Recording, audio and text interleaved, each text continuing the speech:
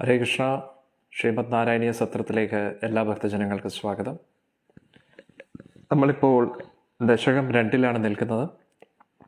ഈ ദശകം 2 ഭഗവാന്റെ സുന്ദരമായിട്ടുള്ള രൂപത്തെക്കുറിച്ചും ഭഗവാന്റെ ആഭരണാദികളെക്കുറിച്ചും തിരുവാഭരണാദികളെക്കുറിച്ചും ഭഗവാന്റെ കിരീടം, ഭഗവാന്റെ തോൾവളകൾ, ഭഗവാന്റെ വനമാല, അതിനെക്കുറിച്ചൊക്കെ ചർച്ച ചെയ്യുകയാണ്. ഭഗവാന്റെ സുന്ദരമായിട്ടുള്ള രൂപത്തെക്കുറിച്ച് ഇങ്ങനെ വർണ്ണിച്ചുകൊണ്ടിരിക്കുകയാണ് നാരായണ ഭട്ടതിരിപ്പാട്. അതിനുശേഷം 2ാമത്തെ ശ്ലോകത്തിൽ നമ്മൾ നോക്കുമ്പോൾ കേയൂരാംഗത ഗംഗണോത്തമ മഹാരത്നാങ്കുലിയാങ്കിത ശ്രീമദ് ബാഹു, അങ്ങനെ ഭഗവാന്റെ സുന്ദരമായിട്ടുള്ള ആഭരണാദികൾ വീണ്ടും വീണ്ടും ഇങ്ങനെ വർണ്ണിച്ചുകൊണ്ടിരിക്കുകയാണ്. പിന്നെ 3ാമത്തെ ശ്ലോകത്തിൽ എല്ലാത്തിലും ആകർഷണം കൂടുതലുള്ളത് ഭഗവാന്റെ ആ തദ്രൂപത്തിലാണ് എന്നതിനെക്കുറിച്ച് പറയുകയാണ്. എന്നിട്ട് സാക്ഷാൽ ലക്ഷ്മി ദേവി പോലും, ഐശ്വര്യദേവതയായിട്ടുള്ള ലക്ഷ്മി ദേവി, ലോകത്തിലുള്ള എല്ലാവരും ആ ലക്ഷ്മി ദേവിയുടെ ശ്രദ്ധയ്ക്കായിട്ട് കാത്തിരിക്കുകയാണ്. ആ ലക്ഷ്മി ദേവി പോലും ഭഗവാന്റെ രൂപത്തിൽ ആകൃഷ്ടയാണ്. ഭഗവാന്റെ ആ ഒരു സാന്നിധ്യത്തിന് വേണ്ടിയാണ് ആ ലക്ഷ്മി ദേവി പോലും കൊതിക്കുന്നത് എന്നതിനെക്കുറിച്ചാണ് പറയുന്നത്. അതുകൊണ്ട് ലക്ഷ്മി ദേവിക്ക് ചപല എന്നുള്ള രീതിയിലും പറയുന്നുണ്ട്. ചപലതയുള്ളവളാണ് എന്നാണ്. അതായത് സ്ഥിരമായിട്ട് ഒരിടത്ത് നിൽക്കത്തില്ല. എന്തുകൊണ്ട് നിൽക്കുന്നില്ല? കാരണം ലക്ഷ്മി ദേവിക്ക് താല്പര്യമില്ല. ഒരു ഭാര്യ ഭർത്താവ് എവിടെ ഇരിക്കുന്നോ അവിടെയല്ലേ ഇരിക്കത്തുള്ളൂ. ഒരിക്കലും ഭർത്താവില്ലാത്തടത്ത് പൊതുവെ ഭാര്യയ്ക്ക് ഇരിക്കാൻ താല്പര്യം കാണത്തില്ല. അന്നേരം ഈ 2 ശ്ലോകത്തിൽ ഒരുപാട് സത്യങ്ങൾ സത്യങ്ങൾ മറഞ്ഞു കിടപ്പുണ്ട്. അന്നേരം ആ ഒരു സത്യത്തെ നമ്മൾ മനസ്സിലാക്കണം. ഈ ലോകത്തിലുള്ള എല്ലാവരും കാശിൻ്റെ പുറകെ ഓടുകയാണ്, എല്ലാവരും. ഇപ്പം കുട്ടിക്കാലത്ത് നമ്മൾ കുട്ടികളോട് പറയും, അവർക്ക് ഏത് കരിയറിലാണ് താല്പര്യം എന്നതല്ല നമ്മൾ കൂടുതലും ചിന്തിക്കുന്നത്, കൂടുതൽ കാശ് ഏത് കരിയറിൽ ഒപ്പിക്കാം എന്നതിനെക്കുറിച്ചാണ്. അതിന് കാശ് വേണ്ട എന്നല്ല, കാശില്ലാതെ ഒന്നും നടക്കത്തില്ല, കാശ് എന്തായാലും വേണം. പക്ഷേ നമ്മുടെ ജീവിതത്തിൻ്റെ എല്ലാ കാര്യങ്ങളും മണി ഓറിയൻറ്റഡ് ആണ്, അല്ലേ? കാശിനെ ചുറ്റിപ്പറ്റിയാണ് നമ്മുടെ എല്ലാ ജീവിതവും നടക്കുന്നത്. ബന്ധങ്ങളാണെങ്കിലും, റിലേഷൻഷിപ്പ്, ഫ്രണ്ട് സർക്കിൾ, നമ്മുടെ എല്ലാ കാര്യങ്ങളും, എല്ലാത്തിൻ്റെ പുറകിലും കാശാണ് എന്നുള്ളത്. വന്നിപ്പോൾ സ്പിരിച്വൽ കാര്യങ്ങൾക്ക് പോലും, അല്ലേ, അമ്പലങ്ങളിൽ നമുക്ക് എന്തെങ്കിലും ഒരു കാര്യം ചെയ്യണമെങ്കിൽ അവിടെ കാശ് വേണം. കാശിലേക്ക് ഒന്നും പറ്റത്തില്ല. അതൊന്നും തെറ്റല്ല, തീർച്ചയായിട്ടും ഭഗവാന്റെ കാര്യങ്ങൾ നടക്കട്ടെ. എല്ലായിടത്തും കാശാകുമ്പോൾ എന്താണ്? ഭഗവാന്റെ കാര്യങ്ങൾ നടക്കണമെങ്കിലും കാശ് വേണം. ഒരു കാശെന്ന് പറയുന്നത് അത് തെറ്റല്ല. പക്ഷേ നമ്മുടെ ജീവിതത്തിൻ്റെ ലക്ഷ്യം കാശ് മാത്രമായി പോകരുത്. കാശെന്ന് പറഞ്ഞു കഴിഞ്ഞാൽ ചെലവിന് വേണ്ടിയുള്ളതാണ്. ആ ഒരു നമ്മുടെ കാര്യങ്ങൾ നടക്കാൻ വേണ്ടി മാത്രം. പക്ഷെ നമ്മുടെ ജീവിതത്തിൻ്റെ ലക്ഷ്യം കാശുണ്ടാക്കുക എന്നതായി പോകരുത് എന്നതാണ്. അന്നേരം നമ്മൾ വിചാരിക്കും, ഇപ്പം ജോലി ചെയ്യുമ്പോൾ കാശ് അല്ലാതെ പിന്നെ എന്താണ് ലക്ഷ്യമായിട്ട് വെക്കേണ്ടത്, അല്ലേ? ജോലി നിങ്ങൾ ചെയ്യുകയാണെങ്കിൽ കാശ് നിങ്ങളെ തേടി വരും, അല്ലേ? പക്ഷെ കാശേ എന്ന് പറഞ്ഞ് ചിന്തിക്കേണ്ട ആവശ്യമുണ്ടോ? അതാണ് ഞാൻ പറയുന്നത്. അപ്പം നിങ്ങളുടെ ഭാഗത്തുനിന്ന് നിങ്ങൾ ചെയ്യേണ്ട കാര്യങ്ങളൊക്കെ ചെയ്യുകയാണെങ്കിൽ കാശ് നിങ്ങളെ തേടി വരും. ഇത് വലിയൊരു പ്രിൻസിപ്പിളാണ് ഇതിൻ്റെ പുറകിൽ. മണി നിങ്ങളിലേക്ക് ആകൃഷ്ടരാകും. ഇന്ന് ഞാൻ വലിയൊരു സീക്രട്ട് പറയുകയാണ്. നിങ്ങൾക്ക് കാശുണ്ടാക്കാൻ താല്പര്യമുണ്ടെങ്കിൽ you should have a purpose behind money. കാശ് ഉണ്ടാക്കാൻ നിങ്ങളുടെ പുറകിൽ നിങ്ങൾക്ക് അതിന് നല്ലൊരു ലക്ഷ്യം വേണം. ആ കാശ് വെച്ച് നിങ്ങൾ എന്താണ് ചെയ്യാൻ ഉദ്ദേശിക്കുന്നത് എന്ന് വളരെ വ്യക്തതയോടുകൂടി നിങ്ങൾക്കൊരു പ്ലാൻ ഉണ്ടായിരിക്കും. മനസ്സിലായില്ലേ? ഇപ്പം നിങ്ങളുടെ ലക്ഷ്യം കാശല്ലാതെ വേറെ എന്തെങ്കിലും ആണെങ്കിൽ ആ ലക്ഷ്യത്തെ പൂർത്തീകരിക്കാൻ വേണ്ടുന്ന കാശ് തനിയെ നിങ്ങളെ തേടി വരും. അതാണ് നമ്മൾ മനസ്സിലാക്കേണ്ടത്. ഉദാഹരണത്തിന് സൗത്ത് വൃന്ദാവൻ്റെ കാര്യത്തിൽ നമ്മൾ നോക്കുകയാണെങ്കിൽ, ഒരു കൂട്ടം ഭക്തർ ഇവിടെ ഇങ്ങനെ ഒരു വലിയൊരു അമ്പലം, ശ്രീ രാധാകൃഷ്ണ പ്രതിഷ്ഠയോടുകൂടി ജഗന്നാഥ്, മായപ്പൂരിലെ ചൈതന്യ മഹാപ്രഭു, ഇത് 3 ഒന്നിച്ച ഒരു സ്ഥലമായിട്ടാണ് നമുക്കിവിടെ കാണുക. കാരണം 3 ഓൾട്ടറുണ്ട്, 3 ഗർഭഗൃഹമുണ്ട് ഇവിടെ, അല്ലേ? ചിലപ്പോൾ അപൂർവമായിട്ടായിരിക്കും എവിടെയെങ്കിലുമൊക്കെ നമുക്ക് പൊതുവെ ഹരേ കൃഷ്ണ പ്രസ്ഥാനത്തിൽ ചില സെൻറ്ററിൽ കാണാൻ പറ്റും. ഓരോ സമയത്തും ആരതി നടക്കുമ്പോൾ 3 ഗർഭഗൃഹമാണ്. ആ 3 ഗർഭഗൃഹത്തിലും 3 പൂജാരിമാർ പൂജ ചെയ്തുകൊണ്ടിരിക്കും. ഒന്ന് ആലോചിച്ച് നോക്കണം. നല്ല രസമാണ്. ഈ കൊറോണയൊക്കെ കഴിഞ്ഞിട്ട് നിങ്ങൾ എപ്പോഴെങ്കിലും ഇവിടെ വരുമ്പോൾ ശംഖ് ഊതുന്നതായിട്ട് നിങ്ങൾക്ക് കാണാൻ പറ്റും. 3 ശംഖ് ഒരേ സമയത്ത് ഊതും. 3 ശംഖ് ഊതും. എന്നിട്ട് 3 ഗർഭഗൃഹവും ഒരേ സമയത്ത് തുറക്കും.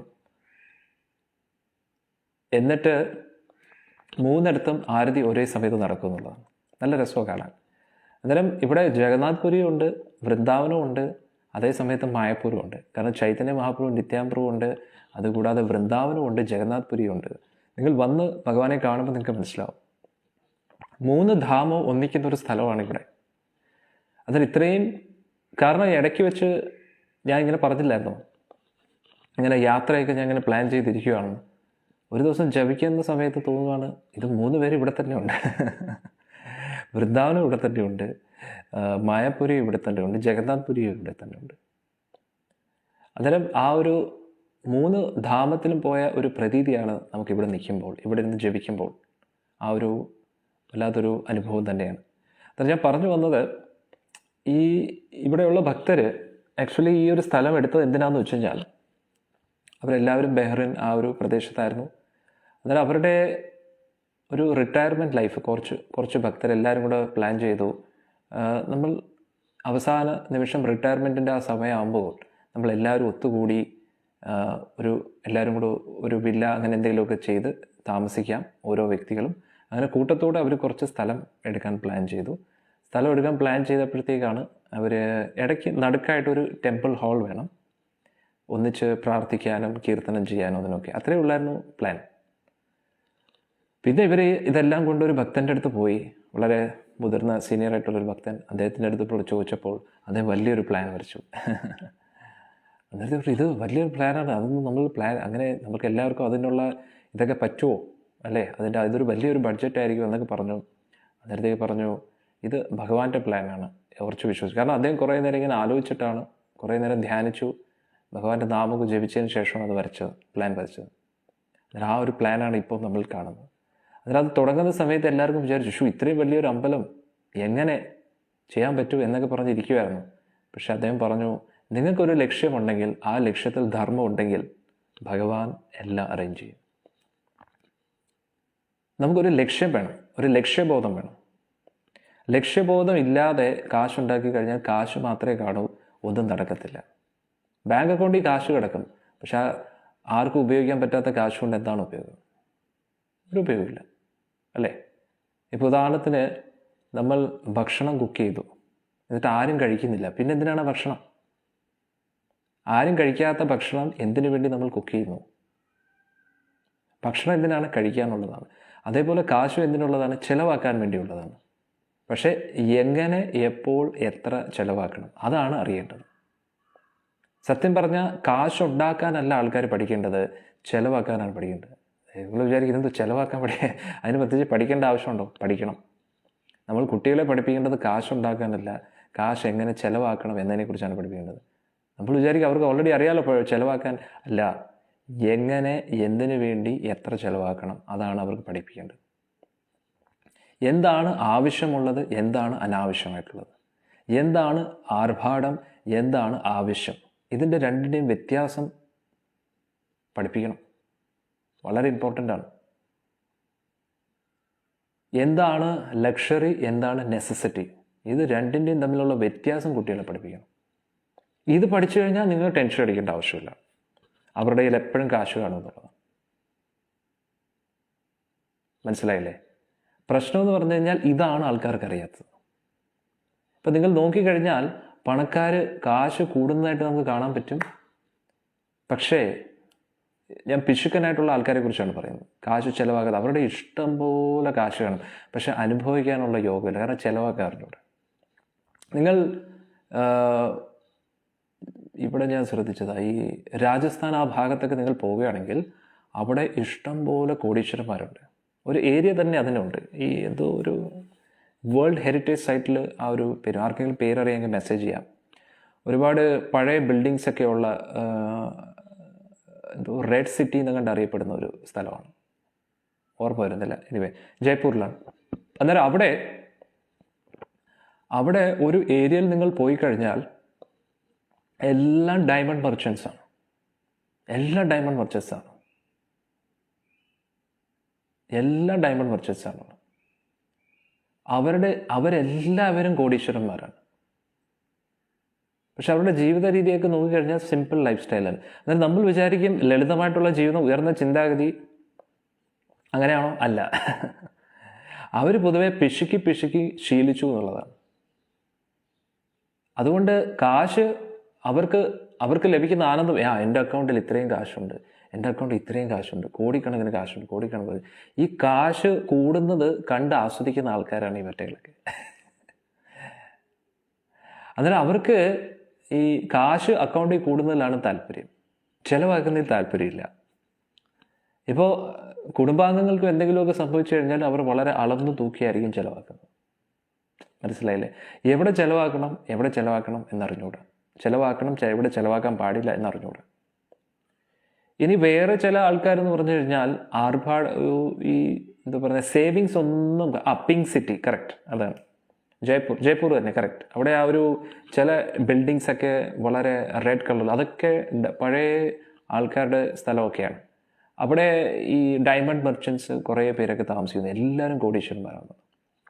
കാണുമ്പോൾ അവർ ചിലപ്പോൾ ഒരു സൈക്കിളിലോ 2 വീലറിലോ ആയിരിക്കും വരുന്നത്. അതാലോചിച്ച് നോക്കണം. അന്നേരം സത്യം പറഞ്ഞാൽ അവർക്ക് അനുഭവയോഗം ഇല്ല. അക്കൗണ്ടിൽ കാശുണ്ടായിട്ട് എന്താണ് അനുഭവയോഗം? അന്നേരം എന്താണ് അനുഭവയോഗം? അതാണ് ഞാൻ പറയുന്നത്.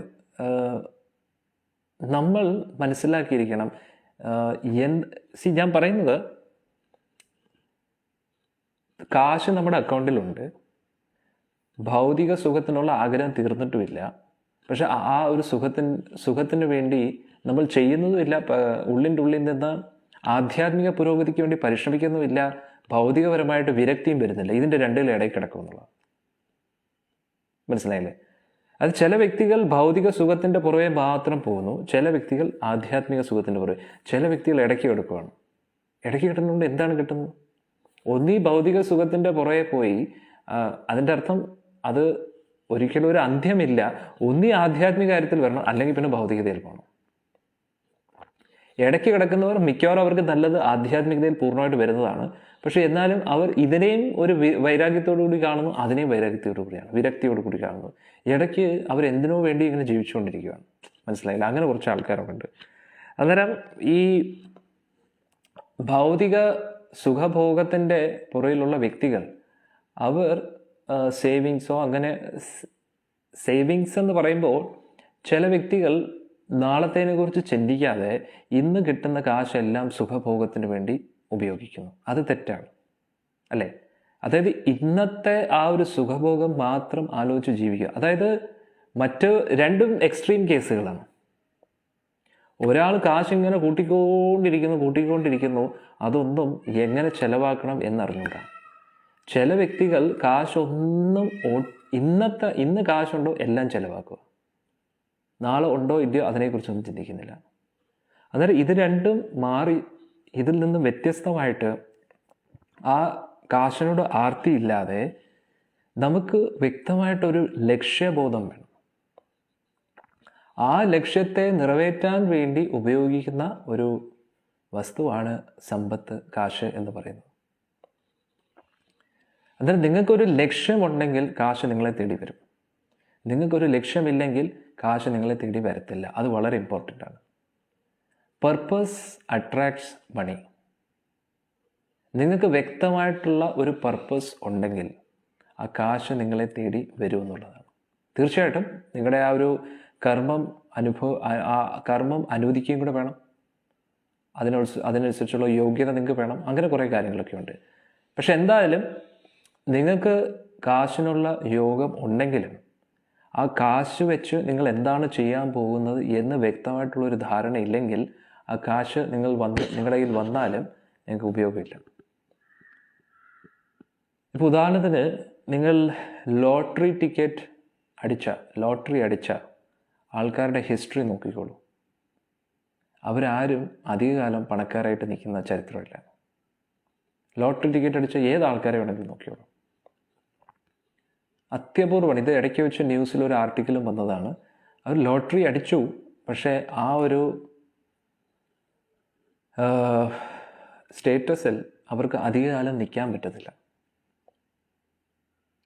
പെട്ടെന്ന് തന്നെ എല്ലാം അടിച്ച് ഫയർ ചെയ്ത് പിന്നെ കുറച്ച് മാക്സിമം പോയി കഴിഞ്ഞാൽ ഒരു 3-4 വർഷം അതിനുള്ളിൽ എല്ലാം വീണ്ടും പഴയതുപോലെ ആവുന്നത്. കിട്ടുന്ന കാശ് എന്ത് ചെയ്യണമെന്ന് അറിയത്തില്ല. അങ്ങനെ എല്ലാം കൊണ്ട് എന്തെങ്കിലുമൊക്കെ ചെയ്യും, അവസാനം എല്ലാം കുളമാവുന്നുള്ളൂ.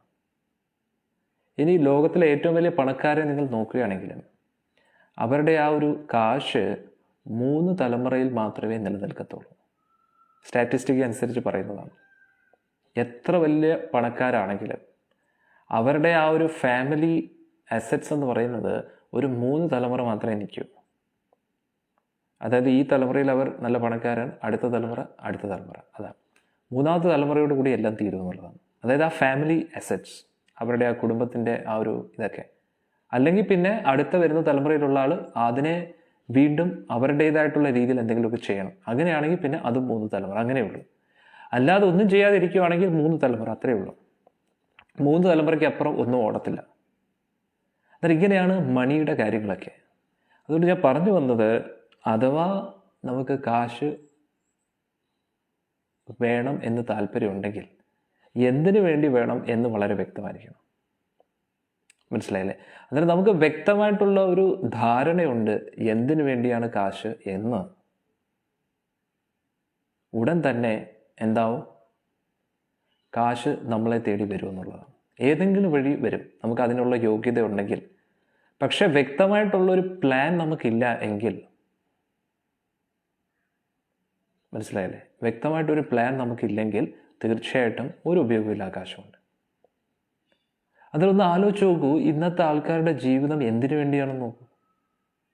അവർ ഭക്തിപരമായിട്ടുള്ള കാര്യത്തിൽ താല്പര്യമില്ല, നാമം ജപിക്കാൻ താല്പര്യമില്ല, ഭഗവാന്റെ കാര്യത്തിൽ താല്പര്യമില്ല. കാശുണ്ടാക്കാൻ വേണ്ടി ഇങ്ങനെ ഓടിക്കളിച്ചുകൊണ്ടിരിക്കുകയാണ്. മനസ്സിലായില്ലേ? അവർ കാശിന് വേണ്ടി ഓടിക്കൊണ്ടിരിക്കുകയാണ്. ഇവിടെ ഒരിടത്ത് ജോലിയും അപ്പുറത്തൊരിടത്ത് ജോലിയും 10 ഇടത്ത് ജോലി ചെയ്യുന്നുള്ളതാണ്. കാരണം അവരുടെ ജീവിതത്തിൻ്റെ ലക്ഷ്യം മാസത്തിൽ കിട്ടുന്ന ശമ്പളം കൂട്ടുക, മാസത്തിൽ വരുന്ന വരുമാനം കൂട്ടുക. വരുമാനം കൂട്ടിക്കോളൂ, പക്ഷെ ചെലവെന്തിനാണ് കൂട്ടുന്നത്? 1 ലക്ഷം രൂപ ആണെങ്കിൽ ഈ 99,000 രൂപ ഒരു ലോണൊക്കെ എടുത്തിട്ട് പിന്നെ ആകെ കുറച്ച് ബാക്കി കാശ് മാത്രമേ ബാക്കി വരൂ എന്നുള്ളതാണ്. മാക്സിമം എമൗണ്ടിൻ്റെ ലോണും അതും ഇതൊക്കെ എടുത്തിട്ട് ടൈറ്റാക്കി വെച്ചേക്കുന്നുള്ളതാണ്. പിന്നെ ടെൻഷനും ആയിരിക്കും, എന്താണ് ഇനി അടുത്ത് നടക്കേണ്ടത്, ഇനി എന്തായിരിക്കും, ജോലി സ്ഥലത്ത് എന്തെങ്കിലും പ്രശ്നമായി കഴിഞ്ഞാൽ ഇതെല്ലാം പോകത്തില്ലേ എന്ന് പറഞ്ഞ് നമ്മളിങ്ങനെ ഇരിക്കും എന്നുള്ളതാണ്. എപ്പോഴും ഒരു പ്രഷർ കുക്കർ സിറ്റുവേഷനിലായിരിക്കും. അന്നേരത്തേക്ക് എല്ലാം വക്കത്ത് വെച്ചായിരിക്കും നമ്മൾ ചെയ്യുന്നത്. ആവശ്യമില്ലാത്ത കാര്യങ്ങളൊക്കെ നമ്മൾ വിചാരിക്കും വീടൊക്കെ അനാവശ്യമാണോ? വീടൊന്നും അനാവശ്യമല്ല. നമ്മളൊന്ന് ആലോചിച്ച് നോക്കൂ, വളരെ ലോജിക്കലി ചിന്തിക്കൂ. വീട് വേണ്ടെന്നോ അല്ലെങ്കിൽ വീട് വേണമെന്നാണോ അതൊന്നും അല്ല ഞാൻ പറയുന്നത്. ഒന്ന് ആലോചിച്ച് നോക്കൂ, നമ്മൾ വാടക വീട്ടിൽ താമസിക്കുമ്പോൾ നമ്മൾ വാടക കൊടുക്കുന്നു, സ്വന്തം വീടാക്കാൻ വേണ്ടി നമ്മൾ ലോൺ എടുക്കുന്നു. ആ EMI കൊടുക്കുന്നത് ഒരു കൈൻഡ് ഓഫ് വാടക തന്നെയല്ലേ? ഒന്ന് ആലോചിച്ചു. എന്നിട്ട് പലപ്പോഴും ലോൺ എടുക്കണ്ട എന്ന് ഞാൻ പറയുമല്ല, പക്ഷെ പലപ്പോഴും വേൾഡിലെ റിച്ചസ്റ്റ് ആയിട്ടുള്ള ആൾക്കാർ, ഒരാളാണെങ്കിൽ ഈ വലിയൊരു ബാങ്കിൻ്റെ മുതലാളിയാണ്, അദ്ദേഹം എല്ലാവരോടും അഡ്വൈസ് പറയുന്നത് എന്താണെന്നറിയാമോ? നിങ്ങളുടെ കയ്യിൽ കാശ് ഒന്നിച്ച് വരുമ്പോൾ എന്തെങ്കിലും മേടിച്ചാൽ മതി, അല്ലെങ്കിൽ ലോൺ എടുക്കാതിരിക്കൂ എന്നാണ് പറയുന്നത്. ബാങ്കിൽ ആരെങ്കിലും ഉണ്ടെങ്കിൽ ക്ഷമിക്കണം, ബാങ്കിൻ്റെ ഇൻകം തന്നെ ലോണിലാണ് ഓടുന്നത്. പക്ഷേ ഞാൻ പറഞ്ഞതിൻ്റെ അർത്ഥം, എപ്പോഴും നിങ്ങൾ നോക്കിക്കഴിഞ്ഞാൽ ലോൺ എടുത്ത് നിങ്ങൾ അടയ്ക്കുമ്പോഴത്തേക്ക് നിങ്ങളൊരു പരിഭവം. അതുകൂടാതെ അടച്ചു തീർക്കുന്ന എമൗണ്ട് എന്ന് പറഞ്ഞാൽ എപ്പോഴും നിങ്ങൾ എടുക്കുന്ന എമൗണ്ടിനെക്കാട്ടി കൂടുതലായിരിക്കും. മനസ്സിലായില്ലേ? എപ്പോഴും അതിൽ നിന്ന് കൂടുതലായിരിക്കും. അന്നേരം എല്ലാം കൂടെ റെഡിയാക്കി നിങ്ങൾ അടച്ചു തീരുമ്പോഴത്തേക്ക് തീർച്ചയായിട്ടും ഓൾമോസ്റ്റ് ഒരു ഡബിൾ എമൗണ്ട് നിങ്ങൾ അടയ്ക്കും. ഡബിൾ കൂടിയെങ്കിലേ ആവത്തുള്ളൂ. ഒന്ന് ആലോചിച്ച് നോക്കൂ.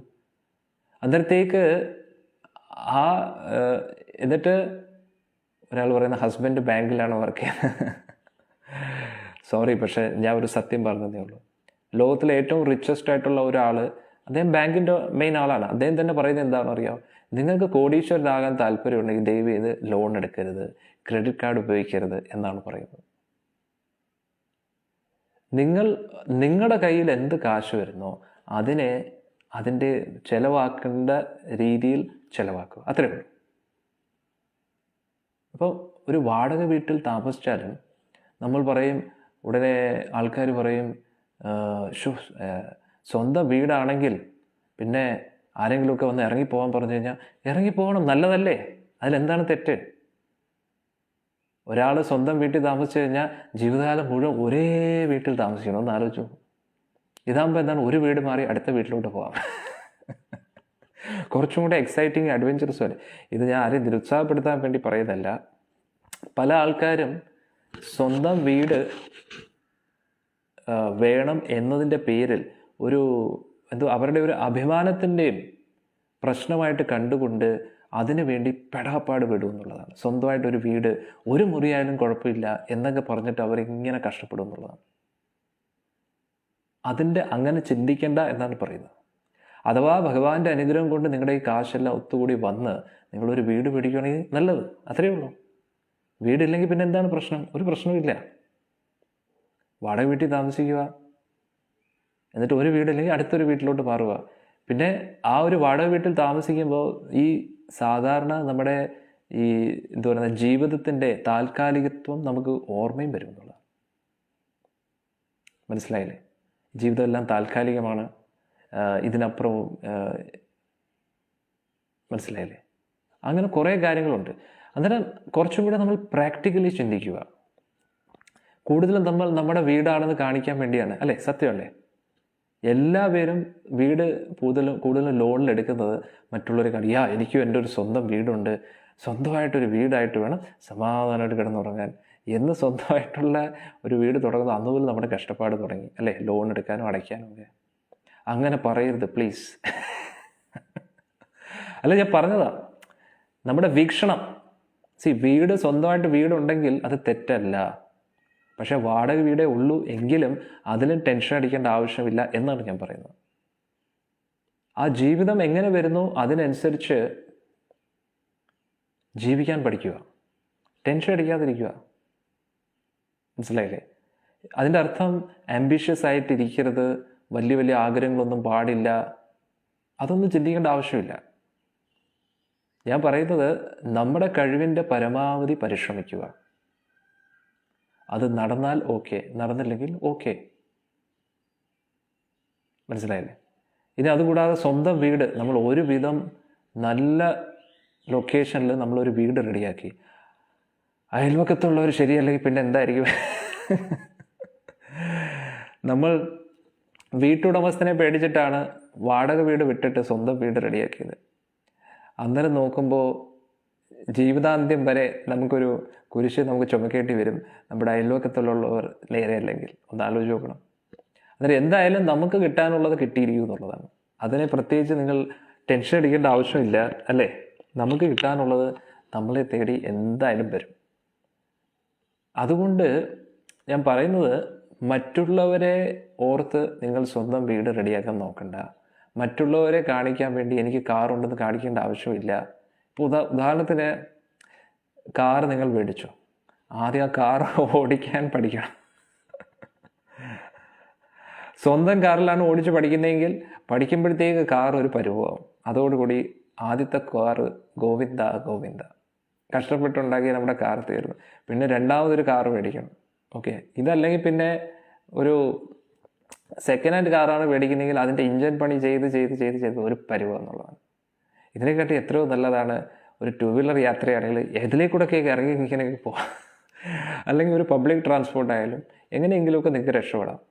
അല്ല, ഇതൊന്നും ഞാൻ നിങ്ങൾ വിചാരിക്കും പുരോഗമനത്തിനെതിരെയാണോ ഞാൻ? അങ്ങനെയൊന്നും അല്ല. ഒരു പ്രാക്ടിക്കലി ഞാൻ പറയുകയാണ്, എന്താണ് നിങ്ങൾക്ക് കൂടുതൽ സമാധാനം നൽകുന്നത്, അതാണ് നിങ്ങൾ ചിന്തിക്കേണ്ടത്. മനസ്സിലായില്ലേ? അതുകൊണ്ട് സിമ്പിൾ ലിവിങ്, ഹൈ തിങ്കിങ്, ലളിതമായിട്ടുള്ള ജീവിതവും ഉയർന്ന ചിന്താഗതിയും, അതാണ് വേണ്ടത്. മറ്റുള്ളവരെ കാണിക്കാൻ വേണ്ടി ജീവിക്കുന്നത് ദയവേത് നിർത്തുക.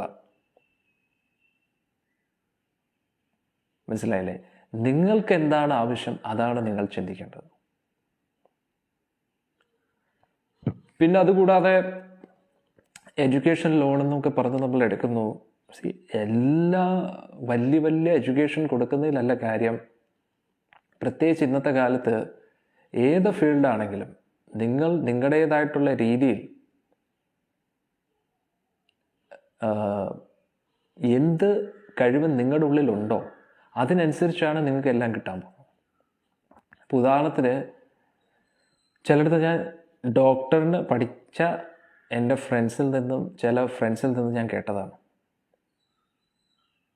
മനസ്സിലായില്ലേ? ചില ഫ്രണ്ട്സ് എന്നോട് പറയുകയാണ്, അവർ ഇപ്പോൾ പ്രാക്ടീസൊക്കെ ചെയ്തുകൊണ്ടിരിക്കുകയാണ്. അന്നേരത്തേക്ക് ഞാൻ ചിലപ്പോഴൊക്കെ വിളിക്കാറുണ്ട്, എടാ ഇങ്ങനെ സത്സംഗത്തിലൊക്കെ വരും എന്നൊക്കെ പറയുമ്പോഴത്തേക്ക് സമയമില്ല എന്താ പറയുക, എന്താ പ്രശ്നം? അല്ല, എൻ്റെ അച്ഛൻ എന്തുമാത്രം ലോൺ എടുത്തിട്ടാണ് എന്നെ പഠിപ്പിച്ചതെന്നറിയാം. ഇനി അതെല്ലാം ഈ പേഷ്യൻറ്റിൻ്റെ കയ്യിൽ നിന്ന് എടുക്കണം. ഞാൻ പറഞ്ഞു, എടാ മനുഷ്യത്വം ഇല്ലാത്തവനെ, നിൻ്റെ ഹോസ്പിറ്റലിൽ ഞാൻ ഒരിക്കലും വരത്തില്ലടാ. അന്നേരത്തേക്ക് ഉടനെ അവൻ പറയുക, ഏത് ഹോസ്പിറ്റലിൽ പോയാലും പ്രഭുജി ഇങ്ങനെയൊക്കെയാണ് കാര്യങ്ങൾ, നിങ്ങൾക്ക് അറിയത്തില്ല. അതിൻ്റെ അർത്ഥം നമ്മൾ ചികിത്സിക്കുന്നില്ല എന്നല്ല, നമ്മൾ ചികിത്സിക്കുകയൊക്കെ ചെയ്യും. പക്ഷേ നമ്മൾ കഷ്ടപ്പെട്ടുണ്ടാക്കിയ മെഡിക്കൽ സീറ്റിൻ്റെ കാശ്, ലോൺ, അതൊക്കെ തിരിച്ചടയ്ക്കണ്ടേ? ഡോക്ടറാവാൻ വേണ്ടി എന്തുമാത്രം കാശാണ് എൻ്റെ അച്ഛനും അമ്മയും ചിലവാക്കിയത്. അതിൻ്റെ ലോൺ തിരിച്ചടയ്ക്കണം. പിന്നെ മെഡിക്കൽ ഫീൽഡിൽ ഇറങ്ങിക്കഴിഞ്ഞാൽ തുടക്കത്തിലൊക്കെ വളരെ തുച്ഛമായിട്ടുള്ള കാശായിരിക്കും. പേരും ഡോക്ടറൊക്കെയാണ്, പക്ഷെ അതിൽ കുറച്ച് എക്സ്പേർട്ട് ആവാൻ വേണ്ടി കുറച്ച് സമയമെടുക്കും. ഒന്ന് ആലോചിച്ച് നോക്കൂ. അതുകൊണ്ട് എല്ലായിടത്തും വലിയ പ്രശ്നമാണെന്നുള്ളതാണ്. അതുകൊണ്ട് ഇതിൽ നിന്നൊക്കെ ഞാൻ മനസ്സിലാക്കിയ ഒരു കാര്യം, എൻ്റെ പ്രഭുപാജിയുടെ കൃപ കൊണ്ടും ഗുരുദേവൻ്റെ അനുഗ്രഹത്താൽ ഞാൻ മനസ്സിലാക്കിയ ഒരു കാര്യം, മറ്റുള്ളവർ നമ്മളെക്കുറിച്ച് എന്ത് കരുതും എന്ന് പറഞ്ഞ്, അല്ലെങ്കിൽ മറ്റുള്ളവരുടെ ബഹുമാനം മേടിക്കാൻ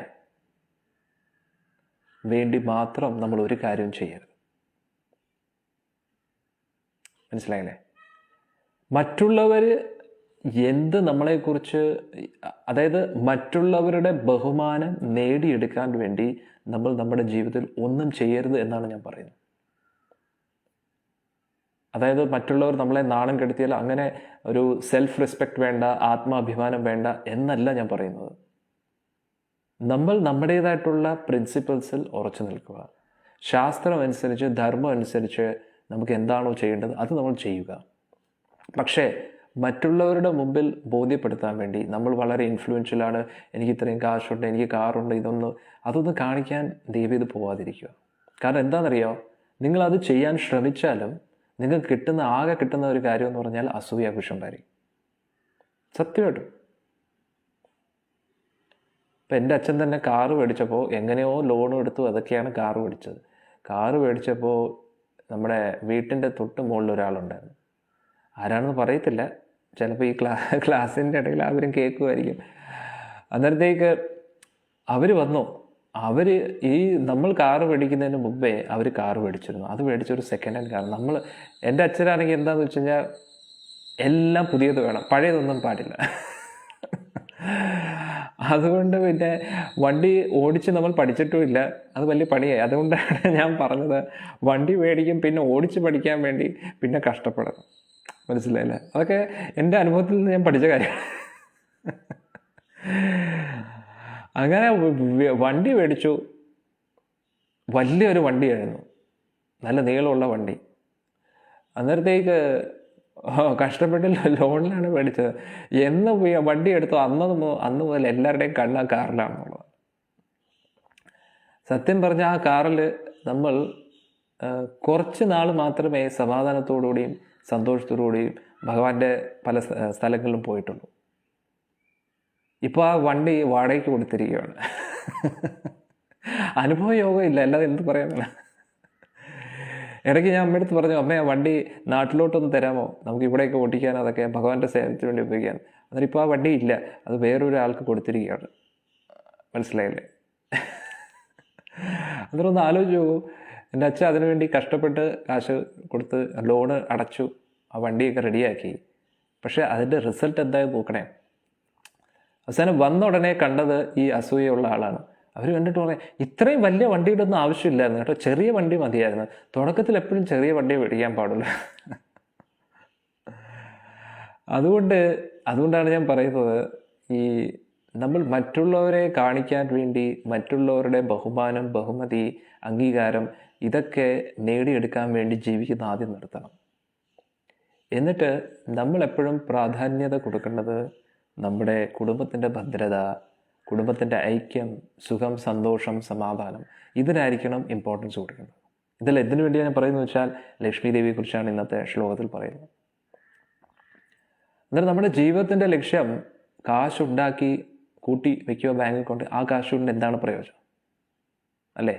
ഇല്ലെങ്കിൽ പിന്നെ മറ്റുള്ളവരുടെ മുമ്പിൽ നമ്മൾ കാണിക്കാൻ വേണ്ടി നമ്മൾ ഇത് ശരിയാക്കുന്നു അത് ശരിയാക്കുന്നു, അതൊക്കെ ഓക്കെ, അത് അങ്ങനെ ആയിരിക്കരുത്. മറ്റുള്ളവരെ കാണിക്കാൻ വേണ്ടി ആയിരിക്കരുത്. നമുക്ക് അത്യാവശ്യം എന്ന് തോന്നുമ്പോൾ എന്താണ് ചെയ്യേണ്ടതെന്ന് വെച്ചാൽ അതിനനുസരിച്ച് നമ്മൾ ഓരോ കാര്യങ്ങൾ ചെയ്യുക. ഇപ്പോൾ നമ്മൾ യുധിഷ്ഠിരനെ പോലുള്ള ആൾക്കാരെ നോക്കുകയാണെങ്കിൽ, ചക്രവർത്തി സമ്രാട്ടായിട്ടിരുന്ന ഭഗവാന്റെ ഭക്തരെ നോക്കുകയാണെങ്കിൽ, ഒരു ലോകം മുഴുവൻ അവർ ഭരിച്ചിരുന്നു. പക്ഷെ എന്നിട്ടും അവർ ഭക്തരായിരുന്നു, അവർക്ക് ആസക്തി ഇല്ലായിരുന്നു. നമുക്ക് ആകെയുള്ള ഒരു ലോൺ പോലും കംപ്ലീറ്റ് ചെയ്യാത്ത ഒരു ഫ്ലാറ്റ് ആയിരിക്കും, അല്ലെ? ലോൺ അടച്ച് ഇതുവരെ തീർന്നിട്ടില്ല. പിന്നെ ആകെയുള്ള ഒരു ചെറിയൊരു വണ്ടിയും, പക്ഷെ നമ്മുടെ അഹങ്കാരത്തിനൊരു കുറവില്ല എന്നുള്ളതാണ്. ലോൺ പോലും അടച്ച് തീരാത്തൊരു ഫ്ലാറ്റ്, പിന്നെ ഒരു വണ്ടിയുണ്ട്, ഒരു ചക്ര വണ്ടിയുണ്ട്. എന്നിട്ട് നമ്മൾ വിചാരിക്കുന്നത് നമ്മളേതോ വലിയ ചക്രവർത്തിയാണ്. ഭഗവാന്റെ മുമ്പിൽ വരാൻ താല്പര്യമില്ല, അമ്പലത്തിൽ ഭഗവാന്റെ മുമ്പിൽ വന്ന് തൊഴുവത്തില്ല, സമയമില്ല. എന്തുമാത്രം ജോലിയാണെന്നറിയോ, വീട്ടിലെ ലോൺ അടയ്ക്കണം. ഇതൊക്കെയാണ് ജീവിതം. ഒന്ന് ആലോചിച്ച് നോക്കണം. ലോൺ അടച്ചടച്ച് തീരുന്ന വീട് നമ്മുടെ പേരിലാകുമ്പോഴത്തേക്കും നമ്മൾ തീർന്നു കിട്ടും എന്നുള്ളതാണ്. ഒന്ന് ആലോചിച്ച് നോക്കണം. ഇതിലൊക്കെ എന്തോന്നിരിക്കുന്നു അല്ലേ? നമ്മൾ കുറച്ചും കൂടെ ഇതിനെക്കുറിച്ചൊക്കെ ഒന്ന് വിശദമായിട്ട് ആലോചിക്കണം. നമ്മുടെ ജീവിതത്തിൻ്റെ ലക്ഷ്യം കുറച്ചും കൂടെ വിശാലമായിട്ട് ചിന്തിക്കണം. എന്നിട്ട് ഭഗവത് സംബന്ധമായിട്ടുള്ള കാര്യങ്ങൾക്ക് വേണ്ടിയായിരിക്കണം നമ്മുടെ ജീവിതമൊക്കെ. അതാണ് ഞാൻ തുടക്കത്തിൽ പറഞ്ഞ പോലെ ലളിതമായിട്ടുള്ള ജീവിതവും ഉയർന്ന ചിന്താഗതിയും, അതാണ് നമ്മളെ രക്ഷിക്കാൻ പോകുന്നത്. ഇനി നമുക്ക് നോക്കാം ഇന്നത്തെ ശ്ലോകത്തിൽ എന്താണ് ലക്ഷ്മി ദേവിയെക്കുറിച്ച് ശ്രീമദ് നാരായണീയത്തിൽ നാരായണ ഭട്ടതിരിപ്പാട് പറയുന്നത് നോക്കാം. അതിനു മുമ്പായിട്ട് പക്ഷേ ഇതൊക്കെ ആരെങ്കിലും ഓർക്കുന്നുണ്ടോ? ആരും ഓർക്കുന്നില്ല. അതുകൊണ്ടാണ് ഇന്നത്തെ കാലത്ത് ആൾക്കാരുടെ ജീവിതം ഇങ്ങനെയൊക്കെ ആയി പോകുന്നത്.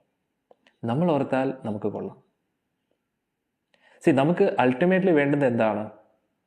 സമാധാനം, സന്തോഷം. അതിനുള്ള വഴി ഇങ്ങനെയാണ്. ഞാൻ ഒരിക്കലും പറയുന്നില്ല, ഞാൻ പറയുന്നില്ലേ, ഇപ്പോൾ നിങ്ങൾ നോക്കിക്കഴിഞ്ഞാൽ ഹരേ കൃഷ്ണ പ്രസ്ഥാനത്തിലെ ഗൃഹസ്ഥ ഭക്തി, ഇപ്പോൾ ഞാനെന്ന് പറയുമ്പോൾ ഒരു ആശ്രമ ജീവിതം നയിക്കുകയാണ് അല്ലേ? എനിക്ക് കാശിൻ്റെ ഒന്നും ആവശ്യമില്ല, കിടക്കാൻ കുറച്ച് സ്ഥലവും ഭഗവാന്റെ പ്രസാദം, അത്രയേ ഉള്ളൂ. പക്ഷേ നിങ്ങൾ ഹരേ കൃഷ്ണ പ്രസ്ഥാനത്തിലെ ഭക്തരെ നോക്കൂ, അവരുടെ ഈ കാശിന് ഒരു കുറവും വരത്തില്ല എന്നുള്ളതാണ്. അവരെല്ലാം നല്ല ഭംഗിയായിട്ടാണ് ജീവിക്കുന്നത്. എന്തുകൊണ്ടെന്ന് വെച്ച് കഴിഞ്ഞാൽ അവർക്ക് ആ ഒരു അവരുടെ ജീവിത രീതി അങ്ങനെ ഭഗവത് സംബന്ധമായിട്ട് അവരുടെ ജീവിതമാകുന്നതുകൊണ്ട് അവരുടെ ഈ കാശ് എപ്പോഴും കാണുമെന്നുള്ളതാണ്. എന്നിട്ട് അവർ കഷ്ടപ്പെട്ടുണ്ടാകുന്ന കാശിൽ നിന്ന് അവർ ആ ഒരു കാശ് ഭഗവാന്റെ സേവനത്തിന് വേണ്ടി ഉപയോഗിക്കുന്നുള്ളതാണ്. ഇപ്പോൾ നമ്മുടെ ഈ സൗത്ത് വൃന്ദാവൻ അമ്പലം, ഇതിലെ മുഴുവൻ കാശും വന്നിരിക്കുന്നത് ഗൾഫിലുള്ള ഭക്തരാണ്. ഒന്ന് ആലോചിക്കണം. അവർ കഷ്ടപ്പെട്ട് ഗൾഫിലുള്ള ഭക്തരെന്ന് പറഞ്ഞു കഴിഞ്ഞാൽ അവരുടെ ആകെ കിട്ടുന്ന റവന്യൂ എന്ന് പറഞ്ഞു കഴിഞ്ഞാൽ കറൻസി കൺവേർഷനിൽ മാത്രമേ ഉള്ളൂ. ഇപ്പം ഇവിടെ എന്ത് ചിലവുണ്ടോ അതേപോലെ ചിലവാണ്, ഒരുപക്ഷെ കൂടുതൽ ചിലവായിരിക്കും വെളിനാട്ടിലൊക്കെ. എന്നിട്ട് നമ്മൾ വിചാരിക്കും നല്ല ഇഷ്ടം പോലെ സുഖിച്ച് കാശുണ്ടാക്കിക്കൊണ്ടിരിക്കുകയാണ്. അവിടുന്ന് കാശ് ഇങ്ങോട്ട് വിടുമ്പോൾ മാത്രമേ ഉള്ളൂ അതിൻ്റെ വാല്യൂ, ലാഭമുള്ളൂ. അതുകൊണ്ട് അവരെപ്പോഴും കാശുണ്ടാക്കുന്നത് എങ്ങനെയാണെന്ന് വെച്ച് കഴിഞ്ഞാൽ അവർ കഴിക്കേണ്ട ആ ഒരു കഴിക്കുന്നതിൽ അവർ ചുരുക്കം, അവരുടെ താമസ സൗകര്യത്തിൽ ചുരുക്കം, അവരുടെ ചെലവിനെ ചുരുക്കിയാണ് പാവങ്ങൾ ആ ഒരു കാശുണ്ടാക്കുന്നത്. സത്യം പറഞ്ഞാൽ അവരുടെ രക്തവും വേർപ്പുമാണ് ഈ ഒരു ഗൾഫിൽ നിന്ന് വരുന്ന കാശെന്നൊക്കെ. പലപ്പോഴും അവർ ഇവിടെ വരുമ്പോൾ ഭയങ്കര ജാടയിലൊക്കെയാണ് വരും, വലിയ സൺ ഗ്ലാസസ് ഒക്കെ ഇട്ടിട്ട് ഭയങ്കര പണക്കാരായിട്ട് വരും. പക്ഷെ പാവങ്ങൾ അവിടെ ഒരുപാട് കഷ്ടപ്പെടുന്നുണ്ട്.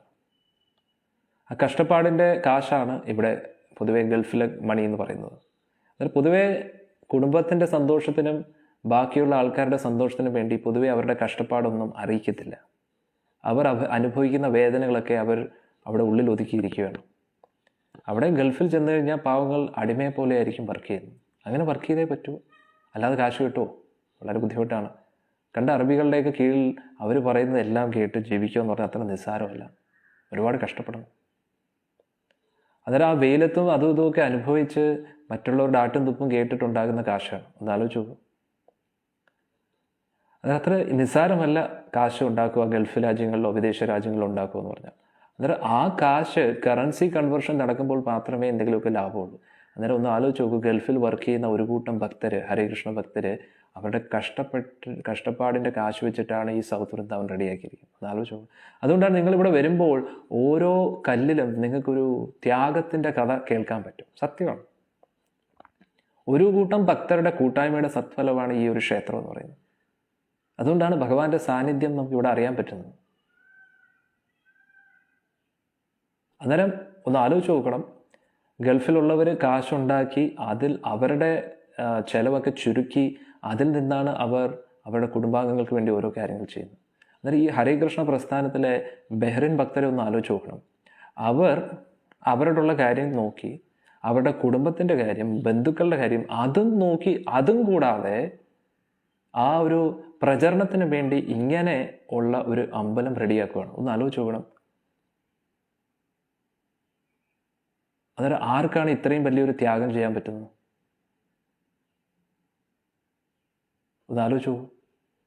അതും ഈ ത്യാഗം ചെയ്ത മിക്ക ഭക്തരും ഇവിടെ ഇല്ല, അവരെല്ലാവരും ഗൾഫിലാണ് ഇപ്പോഴും. പക്ഷേ ഈ ഒരു ത്യാഗത്തിൻ്റെ ഫലം ആർക്കാണ് അനുഭവിക്കാൻ പറ്റുന്നത്? നമ്മൾ നാട്ടുകാർക്കാണ്. അവരിപ്പോഴും ഗൾഫിൽ കഷ്ടപ്പെട്ടുകൊണ്ടിരിക്കുകയാണ്. അവരിപ്പോഴും ഈ ഒരു അമ്പലം മുന്നോട്ട് നടത്തിക്കൊണ്ടുപോകാൻ വേണ്ടി അവരുടെ മാസത്തിൽ ഒരു വലിയൊരു തുക ഈ ക്ഷേത്രത്തിന് വേണ്ടി കൊടുക്കുകയാണെന്നുള്ളത്. നാട്ടിൽ നിന്ന് 1 രൂപ പോലും കിട്ടുന്നില്ല. കാരണം നാട്ടിലുള്ളവർക്ക് അറിയത്തില്ല. ഒന്ന് ആലോചിച്ചു. ഇപ്പോഴും ഈ അമ്പലം നടന്നു കൊണ്ടുപോകുന്നത് ഗൾഫിലുള്ള ഭക്തരുടെ ആ ഒരു സമ്പത്ത് കൊണ്ടാണ്. അവർ അവരുടെ ചോര നീരാക്കി ഉണ്ടാക്കുന്ന കാശ് വെച്ചിട്ടാണ് ക്ഷേത്രത്തിൻ്റെ ചിലവ് ഇപ്പോഴും നടക്കുന്നത്. അതാലോചിച്ച് നോക്കണം. ഇത്രയും ചിലവാക്കി നിങ്ങൾക്ക് അമ്പലത്തിൻ്റെ തുക ഞാൻ പറയത്തില്ല എത്രയാണെന്ന്, നിങ്ങൾക്ക് ചിന്തിക്കാൻ പോലും പറ്റാത്ത അത്രയും ചിലവായിട്ടുണ്ട് ഈ അമ്പലത്തിൽ. ഇന്നത്തെ കാലത്ത് അങ്ങനെ ഒരു അമ്പലം റെഡിയാക്കണം, ഇപ്പോൾ കൺസ്ട്രക്ഷൻ ചെയ്യുവാണെങ്കിൽ അതിൻ്റെ ഒരു ഇരട്ടി ചിലവായിരിക്കും. അത്രയും കഷ്ടപ്പെട്ടാണ് ഈ ബഹ്റിൻ ഭക്തർ ഈ ഒരു അമ്പലം റെഡിയാക്കിയിരിക്കുന്നത്. അതും കൂടാതെ ഒരു കൂട്ടം ഭക്തർ അവരുടെ കാശും കൊടുത്തു. അതും പോരാഞ്ഞ് അവരിപ്പോൾ റിട്ടയർമെൻറ്റ്, അവർക്ക് വേണമെങ്കിൽ അവരുടെ ബന്ധുക്കളുടെ കൂട്ടത്തിലൊക്കെ താമസിക്കാം, അതൊക്കെ മാറ്റി വെച്ചിട്ട് അവർ ഇവിടെ തന്നെ നിൽക്കുകയാണെന്നുള്ളത്. ഒരു കൂട്ടം ഭക്തർ അവിടെ വർക്ക് ചെയ്ത അതേ ഭക്തർ തന്നെ ഇവിടെ ചുറ്റും വീടുകളെടുത്ത് അവരിവിടെ താമസിച്ച് ഇവിടെ സേവനം ചെയ്തുകൊണ്ടിരിക്കുകയാണ്. അതാലോചിച്ചു. ആർക്കാണ് ഇങ്ങനെ ഒരു ത്യാഗം ചെയ്യാൻ പറ്റുന്നത്? അവരുടെ കഷ്ടപ്പെട്ട കാശുണ്ടാക്കി അവർ അത് അമ്പലത്തിന് വേണ്ടി കൊടുത്തു. അതിനുശേഷം ആ അമ്പലം നടത്തി കൊണ്ടുപോകാൻ വേണ്ടി അവരുടെ ബാക്കിയുള്ള ജീവിതം ഭഗവാന് വേണ്ടി കൊടുക്കുകയാണ്. ആ ഒരു ത്യാഗം നിങ്ങൾക്ക് ഇവിടെ കാണാൻ പറ്റും. അതായത് എവിടെയാണോ ആ ഒരു ത്യാഗം വരുന്നത് അവിടെ ഭഗവാൻ വരുമെന്നുള്ള, കാരണം അവിടെ ധർമ്മം ഉണ്ടെന്നുള്ളതാണ്. അങ്ങനെയുള്ള ഒരു കൂട്ടം ഭക്തരാണ് ഇവിടെ സൗത്ത് വൃന്ദാവനിലുള്ളത്. അതായത് ഇവരെയൊക്കെ കാണുമ്പോൾ എനിക്ക് ഒരുപാട് പ്രചോദനമാണ്. കാരണം ഞാൻ നേരത്തെ പറഞ്ഞ പോലെ ഇപ്പോഴും അവർ വിദേശ രാജ്യങ്ങളിലൊക്കെ വർക്ക് ചെയ്ത് അവരുടെ കഷ്ടപ്പാടിൻ്റെ തുക ഈ ഒരു അമ്പലത്തെ മുന്നോട്ട് കൊണ്ടുപോകാൻ വേണ്ടി അവർ ചെയ്തുകൊണ്ടിരിക്കുകയാണ്. എന്നിട്ട് അവർ ഇവിടെ ഉണ്ടോ? അവരില്ല, അവരവിടെയാണ്. പക്ഷെ വരുന്ന ആൾക്കാരൊക്കെ ആയിരിക്കും നമ്മൾ ഭക്തരൊക്കെ ആയിരിക്കും. അത്തരം ഒരു കൂട്ടം ഭക്തരെ ഭഗവത് ഭക്തിയിൽ കൊണ്ടുവരാൻ വേണ്ടി മറ്റു കൂട്ടം ഭക്തർ അവരുടെ ജീവിതം മുഴുവൻ ത്യജിക്കുകയാണെന്നുള്ളതൊക്കെ. ഇതാണ് നമുക്ക് മനസ്സിലാക്കേണ്ടത്. അതും മറ്റു ക്ഷേത്രങ്ങളും വെച്ച് കമ്പയർ ചെയ്യുമ്പോൾ മറ്റു ക്ഷേത്രങ്ങളിൽ ഭഗവാന്റെ ആചാര അനുഷ്ഠാനങ്ങളൊക്കെ നടക്കുന്നുണ്ട്. പക്ഷെ നിങ്ങൾ ഹരേ കൃഷ്ണ പ്രസ്ഥാനത്തിൽ കണ്ടില്ലേ, ഒരു പ്രത്യേക വൃന്ദാവനം തന്നെയാണ് ഇവിടെ. മനസ്സിലായില്ലേ? ഇവിടെ വരുന്ന എല്ലാ ഭക്തർക്കും ആ ഒരു വൃന്ദാവനം പ്രത്യക്ഷത്തിൽ കാണാൻ പറ്റും. ഞാൻ നേരത്തെ പറഞ്ഞു, പാഞ്ചരാത്രിക വിധി അനുസരിച്ചാണ് ഇവിടുത്തെ പൂജാവിധികളൊക്കെ. എന്നാൽ ഇതൊക്കെ കാണുമ്പോൾ ഭഗവാനും വലിയ സന്തോഷമാണ്. അതുകൂടാതെ വരുന്ന ഭക്തജനങ്ങൾക്കും കൂടുതൽ അനുഗ്രഹം ലഭിക്കും. അന്നേരം ഇതാണ് ജീവിതത്തിൻ്റെ ലക്ഷ്യം. അന്നേരം ഇവർ കാശുണ്ടാക്കുന്നുണ്ടോ? കാശുണ്ടാക്കി. പക്ഷെ അവർ എന്തിനു വേണ്ടി ആ കാശെല്ലാം ഉപയോഗിച്ചു? ഭഗവാന്റെ സേവനത്തിന് വേണ്ടി ഉപയോഗിച്ചു എന്നുള്ളതാണ്. അന്നേരം അതേപോലെ ലക്ഷ്മി എന്ന് പറഞ്ഞാൽ അത് നാരായണൻ്റെ സേവയ്ക്ക് വേണ്ടിയുള്ളതാണ്. നാരായണൻ്റെ സേവയ്ക്ക് വേണ്ടിയായിരിക്കണം ലക്ഷ്മി ഉപയോഗിക്കുന്നത്. അല്ലാതെ നമുക്ക് വേണമെങ്കിൽ നമ്മുടെ കാര്യത്തിനോ കുടുംബാംഗങ്ങൾക്കോ ഒക്കെ വേണ്ടി ഉപയോഗിക്കാം. അത് നമ്മുടെ കാശ് നമുക്കല്ലാതെ പിന്നെ ആർക്ക് വേണ്ടിയാണ് ഉപയോഗിക്കേണ്ടത്? പക്ഷെ നമ്മൾ നോക്കിക്കഴിഞ്ഞാൽ അതൊക്കെ നമ്മൾ എത്ര ചെയ്താലും അവസാനം നിരർത്ഥകമായിട്ട് തോന്നും. ആർക്ക് വേണ്ടി, എന്തിനു വേണ്ടി ഭഗവാനെ ഞാൻ ഇതൊക്കെ ചെയ്തു എന്ന് ചിന്തിക്കും. അല്ലേ? പണ്ട് മോഹൻലാലിൻ്റെ ഒരു സിനിമ വരവേൽപ്പ് എന്ന് പറഞ്ഞ, അല്ലേ, അതാണെന്ന് തോന്നുന്നു. അത് എല്ലാ ഗൾഫുകാരുടെ ജീവിതത്തിലും അത് കറക്റ്റാണെന്നുള്ളതാണ്. അതിൽ ഗൾഫിൽ മുഴുവൻ പോയി കഷ്ടപ്പെട്ടു, അവസാനം ആ കാശും കൊണ്ട് നാട്ടിൽ വന്ന് എന്തൊക്കെയോ ബിസിനസ് അതൊക്കെ ചെയ്തു നോക്കി, ഒന്നും ശരിയായില്ല. അവസാനം കാശ് തീർന്നപ്പോൾ ബന്ധുക്കളുടെ മുഖവും മാറി, അവസാനം ഇവർക്ക് വീണ്ടും തിരിച്ചു പോകേണ്ട ഒരു അവസ്ഥ വന്നിരിക്കുകയാണെന്നുള്ളതാണ്. അതായത് നമ്മളും നമ്മുടെ ആൾക്കാർക്ക് വേണ്ടി പലതും കാശ് കൊടുത്ത് നമ്മൾ പലതും പിടിക്കാൻ നോക്കുന്നു. ബന്ധുക്കളെയും എന്താ പറയുന്നത്, അധികാരത്തെയൊക്കെ. പക്ഷെ കാശ് തീരുന്തോറും അതൊക്കെ തീരും എന്നുള്ളതാണ്. അതുകൊണ്ട് ഒരു ഭക്തൻ പറയുന്നു, നിങ്ങൾ എത്രത്തോളം സമ്പന്നനാണെന്ന് നിങ്ങൾക്ക് എങ്ങനെ മനസ്സിലാക്കാം? നിങ്ങളുടെ കയ്യിൽ കാശ് കൊണ്ട് വാങ്ങിക്കാൻ പറ്റാത്ത എത്ര സാധനങ്ങൾ നിങ്ങളുടെ കയ്യിലുണ്ടോ അതിൽ നിന്ന് മനസ്സിലാക്കാം നിങ്ങൾ എത്രത്തോളം സമ്പന്നനാണ്. സത്യമല്ലേ?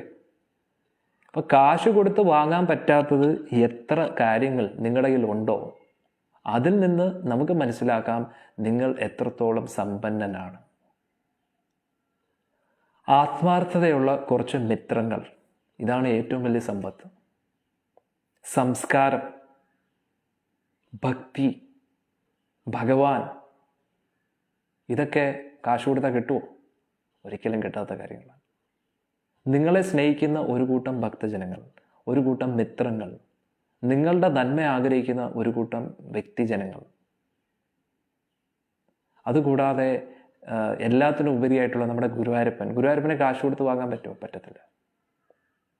അന്നേരം നിങ്ങളുടെ കയ്യിൽ കാശ് കൊടുത്ത് വാങ്ങാൻ പറ്റാത്ത എത്ര കാര്യങ്ങളുണ്ടോ അതിൽ നിന്ന് നിങ്ങൾക്ക് മനസ്സിലാക്കാം എത്രത്തോളം സമ്പത്ത് നിങ്ങളുടെ കയ്യിലുണ്ടെന്ന്. ഹരേ കൃഷ്ണ മഹാമന്ത്ര ജപം കാശ് കൊടുത്താൽ കിട്ടുമോ? കിട്ടത്തില്ല.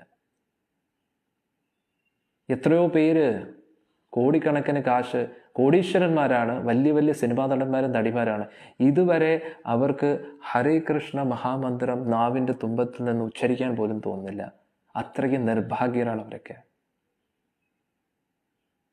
നമ്മൾ കാണുമ്പോൾ വലിയ സെലിബ്രിറ്റീസായിട്ട് തോന്നും, പക്ഷേ ഇതുവരെയായിട്ടും അവരുടെ നാവിൻ്റെ തുമ്പത്തിൽ നിന്ന് ഹരേ കൃഷ്ണ എന്ന് വന്നിട്ടില്ല. അവർക്കൊരിക്കലും ഹരേ കൃഷ്ണ എന്ന് കേൾക്കാൻ പറ്റിയിട്ടില്ല. വൃന്ദാവനം എന്താണെന്ന് അവർക്കറിയത്തില്ല.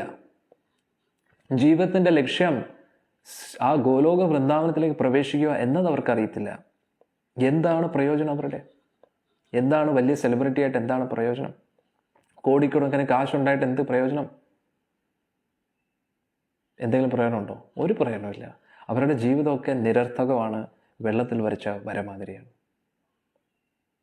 കാരണം അവരെല്ലാം ഒരു ദിവസം അവരുടെ കരിയർ തീരും. അവരിപ്പോൾ തെറുതിയിൽ ഇങ്ങനെ ഓടിക്കൊണ്ടിരിക്കുകയാണ്. അവരുടെ പേരും പ്രശസ്തിയും പദവിയൊക്കെ പിടിച്ചു നിർത്താനും മെയിൻറ്റെയിൻ ചെയ്യാൻ വേണ്ടി ഓടിക്കൊണ്ടിരിക്കുകയാണ്. പക്ഷേ എത്ര ഓടിയാലും നമ്മൾ എത്രയോ സെലിബ്രിറ്റീസ് അവരുടെ കരിയർ തീരുന്നതായിട്ട് കണ്ടു. കാലത്തിൻ്റെ മുമ്പിൽ ഒന്നിനും പിടിച്ചു വയ്ക്കാൻ പറ്റത്തില്ല. It's just matter of time. കറക്റ്റായിട്ടൊരു സമയം വരുമ്പോൾ അവരുടെ എല്ലാ ഐശ്വര്യവും തീരുന്നു. അത് ഐശ്വര്യം എന്ന് പറഞ്ഞാൽ അതിങ്ങനെ ക്ഷയിച്ചുകൊണ്ടിരിക്കുകയാണ്. അതൊരിക്കലും കൂടത്തില്ല. മനസ്സിലായില്ലേ?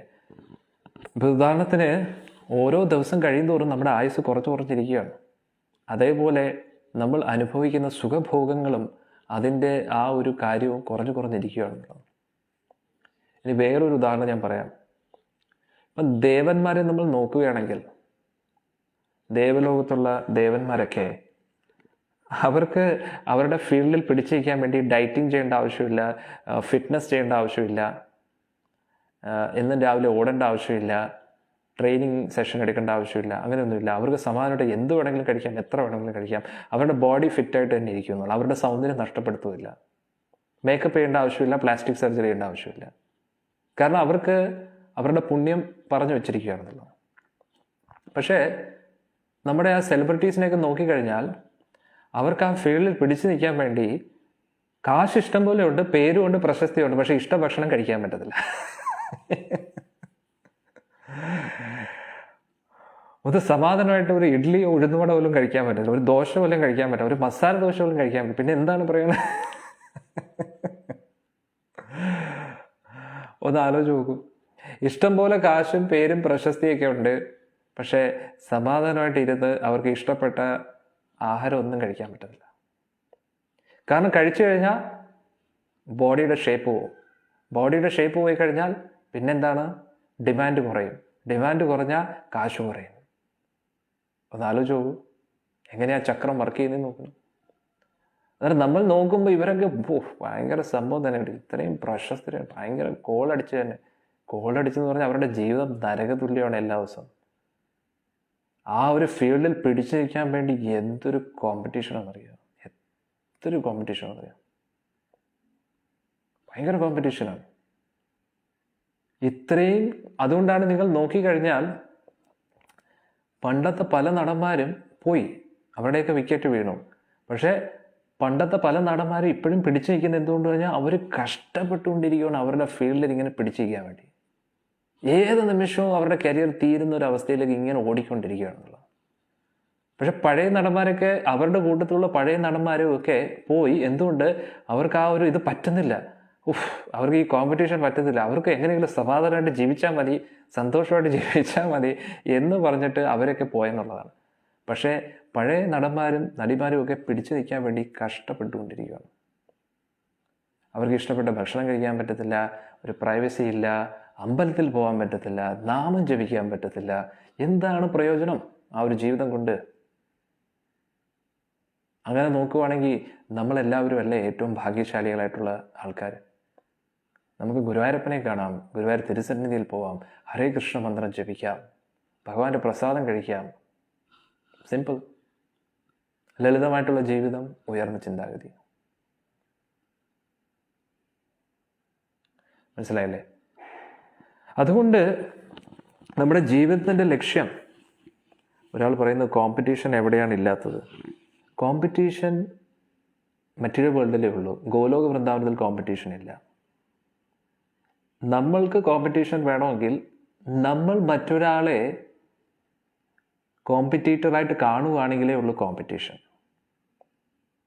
ഇപ്പോൾ ദുര്യോധൻ യുധിഷ്ഠിരനെ കോമ്പറ്റീറ്ററായിട്ട് കണ്ടു, യുധിഷ്ഠിരൻ ദുര്യോധനെ കോമ്പറ്റീറ്ററായിട്ടല്ല കണ്ടത്. ഈ കോമ്പറ്റീഷൻ എന്ന് പറയുന്നത് അത് തെറ്റായിട്ടുള്ളൊരു ധാരണയാണ്. ശ്രീമദ് ഭാഗവതം കോമ്പറ്റേറ്റീവ് മൈൻഡ് ഉള്ളവർക്ക് വേണ്ടിയുള്ളതല്ല. അവർക്കൊരിക്കലും ഭാഗവതം മനസ്സിലാകാൻ പറ്റത്തില്ല. പരമനിർമത്സരാണാം സദാ,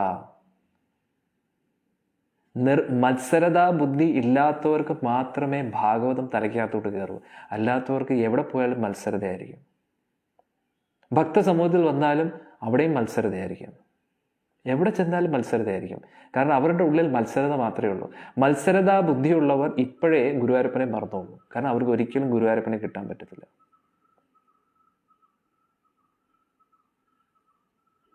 മനസ്സിലായില്ലേ? പിന്നെ ഗുരുവായൂർ പണ്ട് പോലെ തൊഴുവാൻ പറ്റത്തില്ല. അതിനെന്താണ് പ്രശ്നം? കുറച്ച് വെയിറ്റ് ചെയ്യണം. നമ്മൾ എവിടെ പോയാലും എന്താ വെയിറ്റ് ചെയ്യാറില്ലേ? വലിയ VIP കാണാൻ പോകുമ്പോൾ നമ്മൾ വെയിറ്റ് ചെയ്യാറില്ലേ? നമ്മൾ എന്തുകൊണ്ട് ഇത്ര തിരക്കുണ്ട്? എന്താണ് നമുക്കിവിടെ? കുറച്ച് വെയിറ്റ് ചെയ്യണം. ഭഗവാന്റെ ആ തിരുസടയിൽ നമ്മൾ കുറച്ച് വെയിറ്റ് ചെയ്ത് നാമം ജപിച്ച് കുറച്ച് ഇരിക്കണം. എന്താണ് പ്രശ്നം? ഒരു പ്രശ്നമില്ല.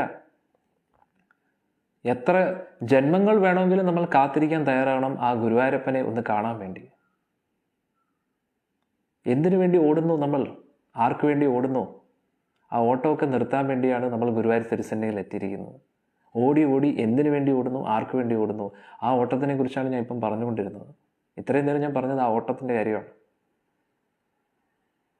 നമ്മൾ നമ്മുടേതായിട്ടുള്ള കോമ്പറ്റീഷന് വേണ്ടി ഓടിക്കൊണ്ടിരിക്കുകയാണ്. ആ ഓട്ടമൊക്കെ നിർത്തണം. ചുമ്മാ ഓടിയിട്ട് എന്ത് കിട്ടാനാണ്? ഒരു ലക്ഷ്യബോധം ഇല്ലാതെ ഓടിയിട്ട് എന്ത് കിട്ടാനാണ്? ഉള്ള സമാധാനം കൂടെ പോകുന്നതാണ്.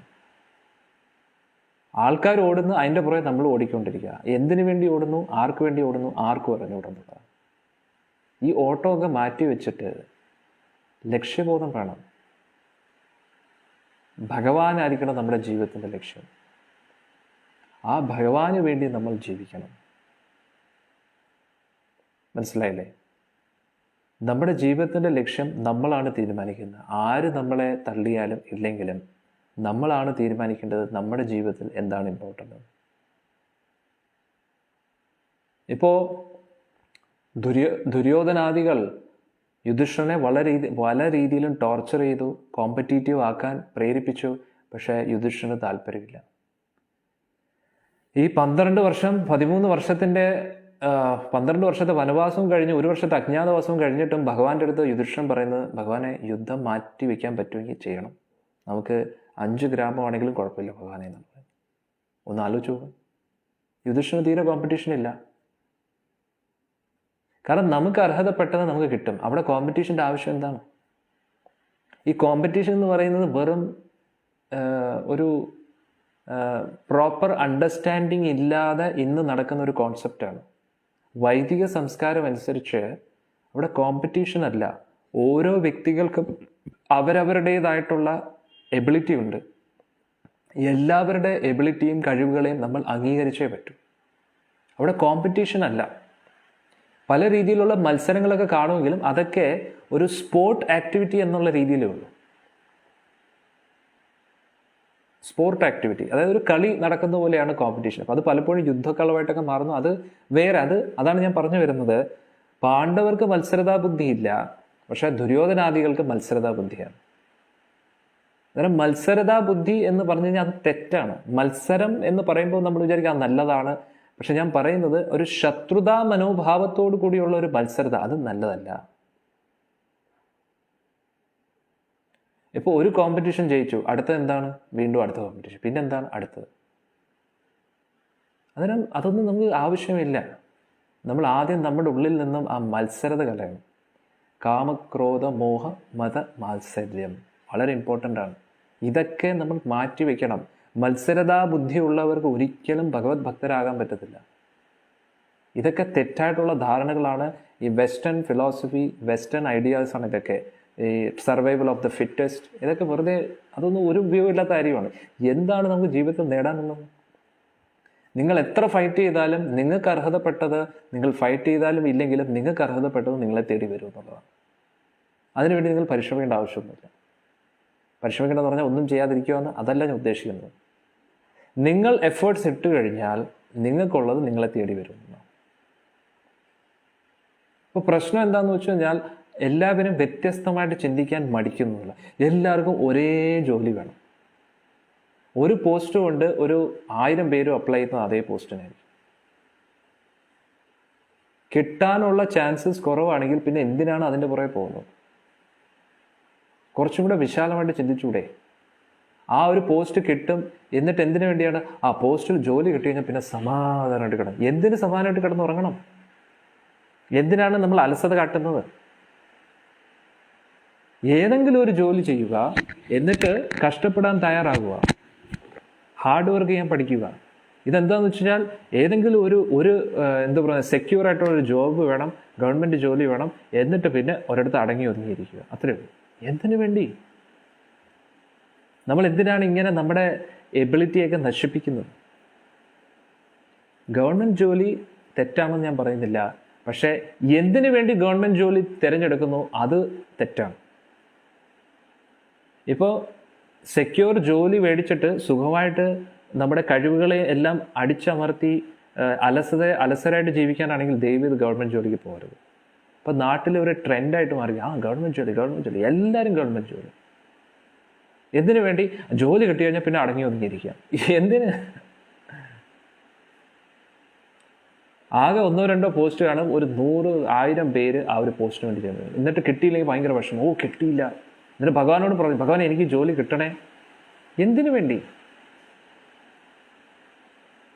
ഗവൺമെൻറ് ജോലിയാണെങ്കിലും ശരി, പ്രൈവറ്റ് ജോലിയാണെങ്കിലും ശരി, നമുക്ക് കിട്ടാൻ പോകുന്നത് കാശാണ്. ആ കാശ് വെച്ചിട്ട് എന്താണ്? അരി സാധനങ്ങൾ മേടിക്കുക, വീട്ടിലെ കാര്യം നടക്കും, അത്രയേ ഉള്ളൂ. അതുകൊണ്ട് കുറച്ച് സിമ്പിളായിട്ട് ചിന്തിക്കൂ. ലളിതമായിട്ടുള്ള ജീവിത രീതിയും ഉയർന്ന ലളിതമായിട്ടുള്ള ജീവിതവും ഉയർന്ന ചിന്താഗതിയും അതാണ് വേണ്ടത്. നമ്മൾ കുറച്ച് വിശാലമായിട്ട് ചിന്തിക്കും ഇതിനെക്കുറിച്ചൊക്കെ. അല്ലാതെ ആവശ്യമില്ലാത്തടത്ത് വെറുതെ ഓടി തളർന്നിട്ട് എന്താണ് കിട്ടുന്നത്? നമ്മൾ ആവശ്യമില്ലാത്ത ലക്ഷ്യങ്ങളൊക്കെ നമ്മുടെ മനസ്സിൽ, ഒരു ലക്ഷ്യമില്ലാതെ നമ്മൾ ഉള്ളിൽ കുറേ ലക്ഷ്യങ്ങൾ വെച്ചിട്ടുണ്ട്. അതിനുവേണ്ടി നമ്മൾ പരക്കം പാഞ്ഞ് ഓടുകയാണ് എന്നുള്ളത്. എന്നിട്ട് അത് കിട്ടിയില്ലെങ്കിൽ പിന്നെ നമുക്ക് വിഷമമാണ്. ഇപ്പോൾ ഉദാഹരണത്തിന് ഒരു 1-2 പോസ്റ്റേ ഉള്ളൂ, ഒരു 1000 പേര് അപ്ലൈ ചെയ്യുവാണെങ്കിൽ നമുക്ക് അത് കിട്ടാതിരിക്കാനുള്ള ചാൻസസ് കൂടുതലാണ്. നമ്മൾ ഫുൾ പ്രതീക്ഷയും വെക്കുക, എനിക്ക് കിട്ടണേ ഭഗവാനോട് പ്രാർത്ഥിക്കുകയും ചെയ്യും. എന്നിട്ട് കിട്ടിയില്ലെങ്കിൽ നമ്മൾ തകർന്നു പോകും. എന്തിനു വേണ്ടി? എന്തിനാണ് നമ്മളിങ്ങനെ നിരാശഭരിതരാകുന്നത്? ഫസ്റ്റ് ഓഫ് ഓൾ അങ്ങനെ ഒരു ലക്ഷ്യം വെക്കേണ്ട ആവശ്യം പോലും ഇല്ല. അഥവാ താല്പര്യമുണ്ടെങ്കിൽ ഒന്ന് ട്രൈ ചെയ്യൂ. എന്നിട്ട് അത് കിട്ടിയില്ലെങ്കിൽ തകർന്ന് തരിപ്പണാവേണ്ട ആവശ്യം എന്തുവാണ്? ഒന്ന് കൂളായിട്ട് ഇതിനെയൊക്കെ ഡീൽ ചെയ്യാൻ പഠിക്കും. നമ്മുടെ ജീവിതത്തിന്റെ ലക്ഷ്യം എന്താണ്? നമ്മുടെ കുടുംബം മുന്നോട്ട് പോകണം, അത്രയേ ഉള്ളൂ. ആഹാരത്തിനുള്ള വക കിട്ടണം, സമാധാനമായിട്ട് കിടന്നുറങ്ങാനുള്ള ഒരു വീട് വേണം, അത്രയേ ഉള്ളൂ. അത് കിട്ടാൻ വേണ്ടി എന്താണ് ചെയ്യേണ്ടത് അത് ചെയ്യുക. അതിൻ്റെ അർത്ഥം കാശുണ്ടാക്കരുത്, അതൊന്നുമല്ല. കുറഞ്ഞത് നമ്മുടെ ടാർഗറ്റ് ഇതാണ്. ഇത് ആയിക്കഴിഞ്ഞാൽ പിന്നെ കൂടുതൽ ടെൻഷൻ അടിക്കണ്ട. ഇത് മിനിമം എന്തൊക്കെ വന്നാലും എന്ത് വന്നാലും വന്നില്ലെങ്കിലും ഇതൊരിക്കലും മുടങ്ങാൻ പാടില്ല. അതൊരിക്കലും മുടങ്ങത്തുമില്ല. ആഹാരത്തിനുള്ള വകയും സമാധാനമായിട്ട് കിടക്കാനുള്ള ഒരു അന്തരീക്ഷം, അത്രയേ ഉള്ളൂ. ഇത് രണ്ടും ഉറപ്പ് വരുത്തുക. ഇതിൽ കൂടുതൽ നിങ്ങൾ എന്ത് വേണമെങ്കിലും ചെയ്തു. പക്ഷേ അതിനുവേണ്ടി പരക്കം പാഞ്ഞ് ഓടുകയൊന്നും വേണ്ട. നിങ്ങളുടെ കുടുംബമായിട്ട് 2 മിനിറ്റ് ഇരുന്ന് സംസാരിക്കാൻ നിങ്ങൾക്ക് സമയമില്ല, ഭഗവാന്റെ നാമം ജപിക്കാൻ പറ്റത്തില്ല, അമ്പലത്തിൽ പോകാൻ പറ്റിയില്ല, പിന്നെ എന്താണ് ഉപയോഗം? ചില ആളുകൾ പറയും ഞാൻ 5 വർഷം കഷ്ടപ്പെട്ടിട്ട് എല്ലാം ശരിയാകുമ്പോൾ കുത്തിയിരിക്കുകയാണ്. ഒരിക്കലും നടക്കാത്ത കാര്യമാണ്. 5 വർഷം കൊണ്ട് ഇത് ചെയ്ത് നമ്മുടെ ഹാബിറ്റായിട്ട് വർക്കഹോളിക്കായിട്ട് മാറും. മനസ്സിലായില്ലേ? പിന്നെ അത് ശീലമായിട്ട് മാറും. പിന്നെ ജോലി ഇല്ലാതെ കൂടുതൽ ജോലി ചെയ്ത് ശീലിക്കും. പിന്നെ 12-14 മണിക്കൂറൊക്കെ ജോലി ചെയ്യാതെ നമുക്ക് ഇരിക്കാൻ പറ്റില്ല. പാഷൻ കൂടും, രജോ ഗുണം കൂടും. അടങ്ങി ഒതുങ്ങി ഒരിടത്ത് ഇരിക്കാൻ നമുക്ക് തോന്നില്ല. മനസ്സിലായില്ലേ? അതൊക്കെ നമ്മുടെ നേച്ചറായിട്ട് മാറും. പിന്നെ ഒരു 40-42 വയസ്സാകുമ്പോഴത്തേക്ക് പിന്നെ അസുഖങ്ങൾ തുടങ്ങും. കാരണം ഒരു ബാലൻസ്ഡ് അപ്രോച്ചാണ് നമുക്ക് വേണ്ടുന്നത്. അന്നേരം ഒരു ബാലൻസ്ഡ് അപ്രോച്ച് ഇല്ലെങ്കിൽ നമ്മുടെ ജീവിതത്തിൽ വലിയ പ്രശ്നങ്ങൾ ഉണ്ടാവും. അതുകൊണ്ട് ദയവ് ഇത് മനസ്സിലാക്കൂ. ഇതൊന്നും നിങ്ങളെ എന്നെ പോലെ സ്വാമിയാക്കാൻ വേണ്ടി ഞാൻ പറയുന്നതല്ല. നിങ്ങൾ സന്തോഷത്തോടു കൂടിയും സമാധാനത്തോടു കൂടിയും ജീവിക്കാൻ അതിനു വേണ്ടിയുള്ള ഒരു മാർഗം പറഞ്ഞു നൽകുകയാണ്. ഉയർന്ന ലക്ഷ്യം വേണ്ട എന്നല്ല. ആദ്യം നിങ്ങൾക്ക് കിട്ടിയതിൽ സന്തോഷമായിട്ടും സമാധാനമായിട്ടും ഇരിക്കാൻ പഠിക്കൂ. അതിൽ തൃപ്തരായിട്ട് ജീവിക്കൂ. എന്നിട്ട് ഒരുപാട് സ്ട്രെയിൻ ഇല്ലാതെ, ഒരുപാട് സ്ട്രെസ് ഇല്ലാതെ നിങ്ങളുടെ കഴിവിൻ്റെ മാക്സിമം പരിശ്രമിക്കൂ എന്നാണ് നിങ്ങൾ ചെയ്യേണ്ടത്. പക്ഷെ ഇപ്പം ആൾക്കാരുടെ ജീവിതം എന്ന് പറഞ്ഞു കഴിഞ്ഞാൽ കിട്ടിയതിൽ സന്തോഷമില്ല, കിട്ടാത്തതിന് വേണ്ടി ഇങ്ങനെ ദുഃഖിച്ച് ജീവിക്കുകയാണ്. ആദ്യം കിട്ടിയതിൽ സന്തോഷത്തോടു കൂടി സമാധാനത്തോടു കൂടി ഇരിക്കുക. എന്നിട്ട് അതും വെച്ചുകൊണ്ട് മുന്നോട്ട് പരിശ്രമിക്കുക. ഇപ്പൊ എന്താ സംഭവിക്കുന്നത്? ഉള്ളതിൽ സന്തോഷം ഇല്ല, എന്നിട്ട് അത് കിട്ടിയാൽ സന്തോഷം കിട്ടും എന്ന് പറഞ്ഞിട്ട് നടക്കുകയാണ്. ഇനി അത് കിട്ടിയാൽ എന്തായിരിക്കും? അതിലും നമ്മൾ സന്തോഷമായിട്ടിരിക്കത്തില്ല. നമ്മൾ പറയും അടുത്തത് കിട്ടുമ്പോഴായിരിക്കും സന്തോഷം. എനിക്കറിയാവുന്നൊരു ഫാമിലി ഉണ്ട്. ഒരു ഹസ്ബൻഡ്, വൈഫ്, 2 കുട്ടികൾ. ഹസ്ബൻഡ്, വൈഫ്, 2 കുട്ടികൾ. അവർ സമാനമായിട്ടിരിക്കണ്ടേ? അവരുടനെ PSC കിട്ടാത്തതിൻ്റെ വിഷമത്തിരിക്കുകയാണ്. കൊച്ചു കുട്ടികളാണ്. അവരെ നോക്കി സന്തോഷമായിട്ട് ജീവിക്കുക. PSC ട്രൈ ചെയ്യുക. എപ്പം നോക്കിയാലും മുഖത്ത് ടെൻഷനാണ്. PSC കിട്ടുന്നില്ല. ഞാൻ പറഞ്ഞ് നിങ്ങൾക്ക് യോഗമില്ല, സന്തോഷമായിട്ടിരിക്കുക. ഹസ്ബൻഡുണ്ട്, 2 കുട്ടികളും ഉണ്ട്. ഹസ്ബൻഡിനും ടെൻഷനാണ്, വൈഫിന് PSC കിട്ടുന്നില്ല. ഇങ്ങനെയാണ് മുഖം ഇരിക്കുന്നത്. PSC കിട്ടുന്നില്ല.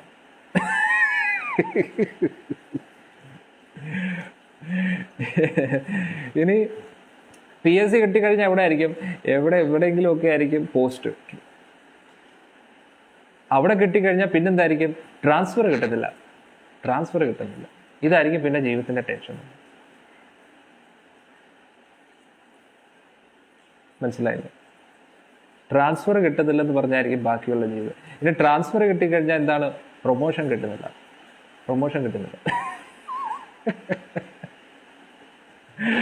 പ്രൊമോഷൻ കിട്ടിക്കഴിഞ്ഞാൽ എന്താണ്? സാലറി കിട്ടുന്നില്ല. ഏതെങ്കിലും രീതിയിൽ മുഖം ഇങ്ങനെ ഒന്ന് വെക്കണമെന്നുള്ളതാണ്. ഇത് ഒരിക്കലും തീരാതെ ഇങ്ങനെ പൊയ്ക്കൊണ്ടിരിക്കുന്നു. സോ എന്തിനു വേണ്ടി നമ്മൾ ഇങ്ങനെ ടെൻഷൻ അടിക്കുന്നു?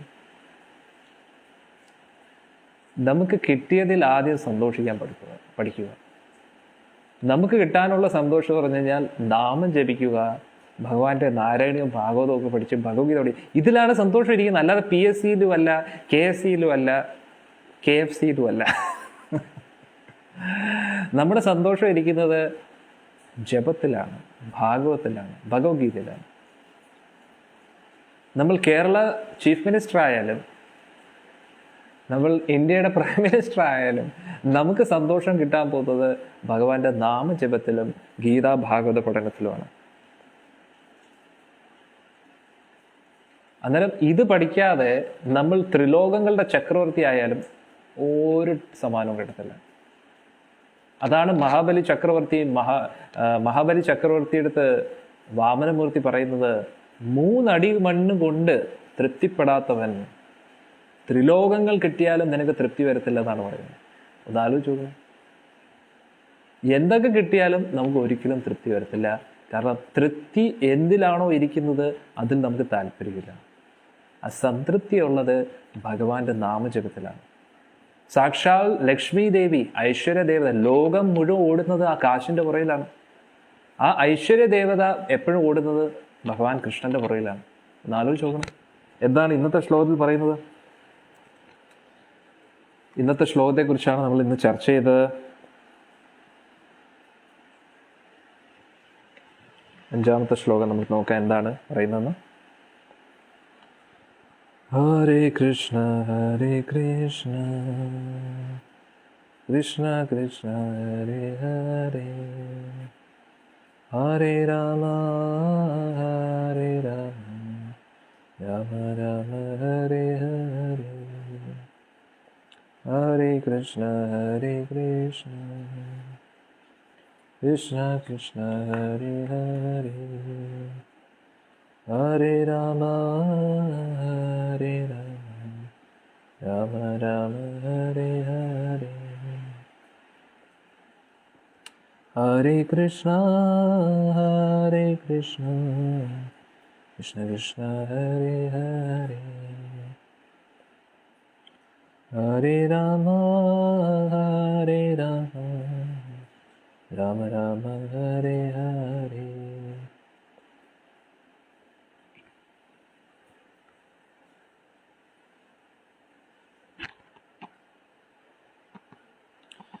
അഞ്ചാമത്തെ ശ്ലോകമാണ്.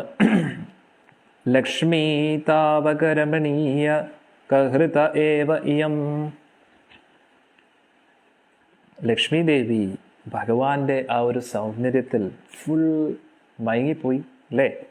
പരേഷു അസ്ഥിര ഇതി. എപ്പോഴും ലക്ഷ്മി ദേവി മറ്റൊരാളുടെ അടുത്ത് ഉറച്ചു നിൽക്കത്തില്ല. കാരണം അങ്ങയുടെ സൗന്ദര്യത്തിൽ മതി മറന്നിരിക്കുകയാണ്. അസ്മിൻ അന്യത അപി പ്രമാണം അധുന. ഇതിനെ സംബന്ധിച്ചുള്ള വേറൊരു തെളിവ് എനിക്കുണ്ട്. കാരണം ലക്ഷ്മി അസ്ഥിരമായിട്ടാണ് മറ്റുള്ളവരുടെ കൂട്ടത്തിയിരിക്കുന്നത്. കാരണം എന്തുകൊണ്ടാണ്? വക്ഷ്യാമി, ഞാനത് പറയുന്നു. ലക്ഷ്മി പതേ യേ ത്വധ്യാന ഗുണ അനുകീർത്തന രസാസ്തക. ലക്ഷ്മി ദേവിയെ കുറിച്ച് മാത്രമല്ല, ആരാണോ അങ്ങയുടെ ധ്യാന ഗുണ അനുകീർത്തന രസ ആസ്തക, അങ്ങയുടെ ആ ഒരു നാമജപത്തിലും കീർത്തനത്തിലും മഗ്നരായിട്ട് ജീവിക്കുന്നത്, അവരെ ഹി ഭക്തജന, ഈ ഒരു ഭക്തരെ സംബന്ധിച്ചിടത്തോളം തേഷു ഏഷ വസതി സ്ഥിരൈവ, ആ ലക്ഷ്മി ദേവി ഇവരുടെ കൂട്ടത്തിൽ എപ്പോഴും കാണുമെന്നുള്ളത്. ദൈതപ്രസ്താവദത്ത ആദര, എപ്പോഴും അങ്ങയുടെ കീർത്തി പാടുന്ന ആ ഒരു എന്തു പറയുന്നേ കീർത്തനങ്ങളൊക്കെ കേട്ടുകൊണ്ടിരിക്കും എന്നുള്ളതാണ്. ഇപ്പോൾ ഈ ഒരു അമ്പലം തന്നെ നോക്കിക്കഴിഞ്ഞാൽ ഇവിടെ ഭഗവാനും ഉണ്ട്. അമ്പലം അടച്ചു കഴിഞ്ഞാൽ പിന്നെ ഞാനും ഇവിടെ തന്നെയാണ് താമസം. എൻ്റെ കയ്യിലാണെങ്കിൽ കാശും ഇല്ല, ഒന്നുമില്ല, വീടും കൂടിയും ഒന്നുമില്ല. പക്ഷേ ഭഗവാന്റെ കൂട്ടത്തിലാണ് ഞാനും താമസിക്കുന്നത്. സർവ്വ ഐശ്വര്യത്തോടു കൂടി ഭഗവാൻ താമസിക്കുന്നു, അദ്ദേഹത്തിൻ്റെ തൃപ്പാദങ്ങളിൽ അടിയനും താമസിക്കുകയാണ്. ഇതിനുള്ള എന്ത് യോഗ്യതയാണ് എനിക്കുള്ളത്? ഒരു യോഗ്യതയില്ല. എന്നാൽ ഇവിടെ നാരായണ ഭട്ടതിരിപ്പാട് പറയുന്നു, ലക്ഷ്മി ദേവിയെ ആഗ്രഹിച്ച് പല ആൾക്കാരും പുറകെ പോകുന്നു. പക്ഷെ ആ ലക്ഷ്മി ദേവി എവിടെയാണോ ഭഗവാനെക്കുറിച്ച് പ്രകീർത്തിക്കുന്നോ അതുകൊണ്ട് മദൻ ഗോപാലിൻ്റെ തൊട്ടടുത്ത് ലക്ഷ്മി ദേവി ഉണ്ട്. ഞാൻ എവിടെ പോയാലും ലക്ഷ്മി ആയിരിക്കും. കാരണം എൻ്റെ കൂട്ടത്തിൽ മദൻ ഗോപാലുണ്ട്. അതുകൊണ്ട് എനിക്കൊരു കുറവും വരത്തില്ല. അതുകൊണ്ട് പല ആൾക്കാരും ലക്ഷ്മിയുടെ പുറകെ പോകും. പക്ഷേ ലക്ഷ്മി ദേവി എവിടെയായിരിക്കും? മദൻ ഗോപാലിൻ്റെ കൂട്ടത്തിലായിരിക്കും. അതുകൊണ്ട് ഞാൻ എവിടെ പോയാലും അവിടെ എന്തായിരിക്കും? ലക്ഷ്മി ദേവി, ലക്ഷ്മി കടാക്ഷം ഉറപ്പായിട്ടുണ്ടാവും. അതാണ് ഇവിടെ പറയുന്നത്. നമ്മൾ ലക്ഷ്മിയെ അന്വേഷിച്ച് പോകുകയാണെങ്കിലും യഥാർത്ഥത്തിൽ ലക്ഷ്മി ദേവി അവിടെ ഒന്നും സ്ഥിരമായിട്ട് നിൽക്കത്തില്ല. പക്ഷെ ആരാണോ ഭഗവാനെ സ്തുതിക്കുന്നത്, ഭഗവാന്റെ കീർത്തനം പാടുന്നത്, അതിൽ ഭഗ്നരായിട്ടിരിക്കുന്നത്, അവരുടെ കൂട്ടത്തിൽ എപ്പോഴും ലക്ഷ്മി ദേവി കാണും. കാരണം ലക്ഷ്മി ദേവി എന്തുകൊണ്ട് അവരുടെ കൂട്ടത്തിൽ കാണും? ലക്ഷ്മി ദേവി എപ്പോഴും ആ ഭഗവാന്റെ കീർത്തനങ്ങൾ കേൾക്കാൻ തൽപരയായിട്ട് നിൽക്കുകയാണ്. ലക്ഷ്മി ദേവിയുടെ സന്തോഷം അതിലാണ്, വേറൊന്നിലുമല്ല. അതാണ് നമ്മൾ മനസ്സിലാക്കേണ്ടത്. നമ്മൾ പല രീതിയിലും ആ വ്രതം ചെയ്തു, ഈ പൂജ ചെയ്തു, അത് ചെയ്തൊക്കെ ലക്ഷ്മി ദേവിയെ പിടിച്ചു വയ്ക്കാൻ നോക്കുന്നു. പിടിച്ചാൽ കിട്ടത്തില്ല. അതാണ് നാരായണ പണ്ഡിതരിപ്പാട് പറയുന്നത്.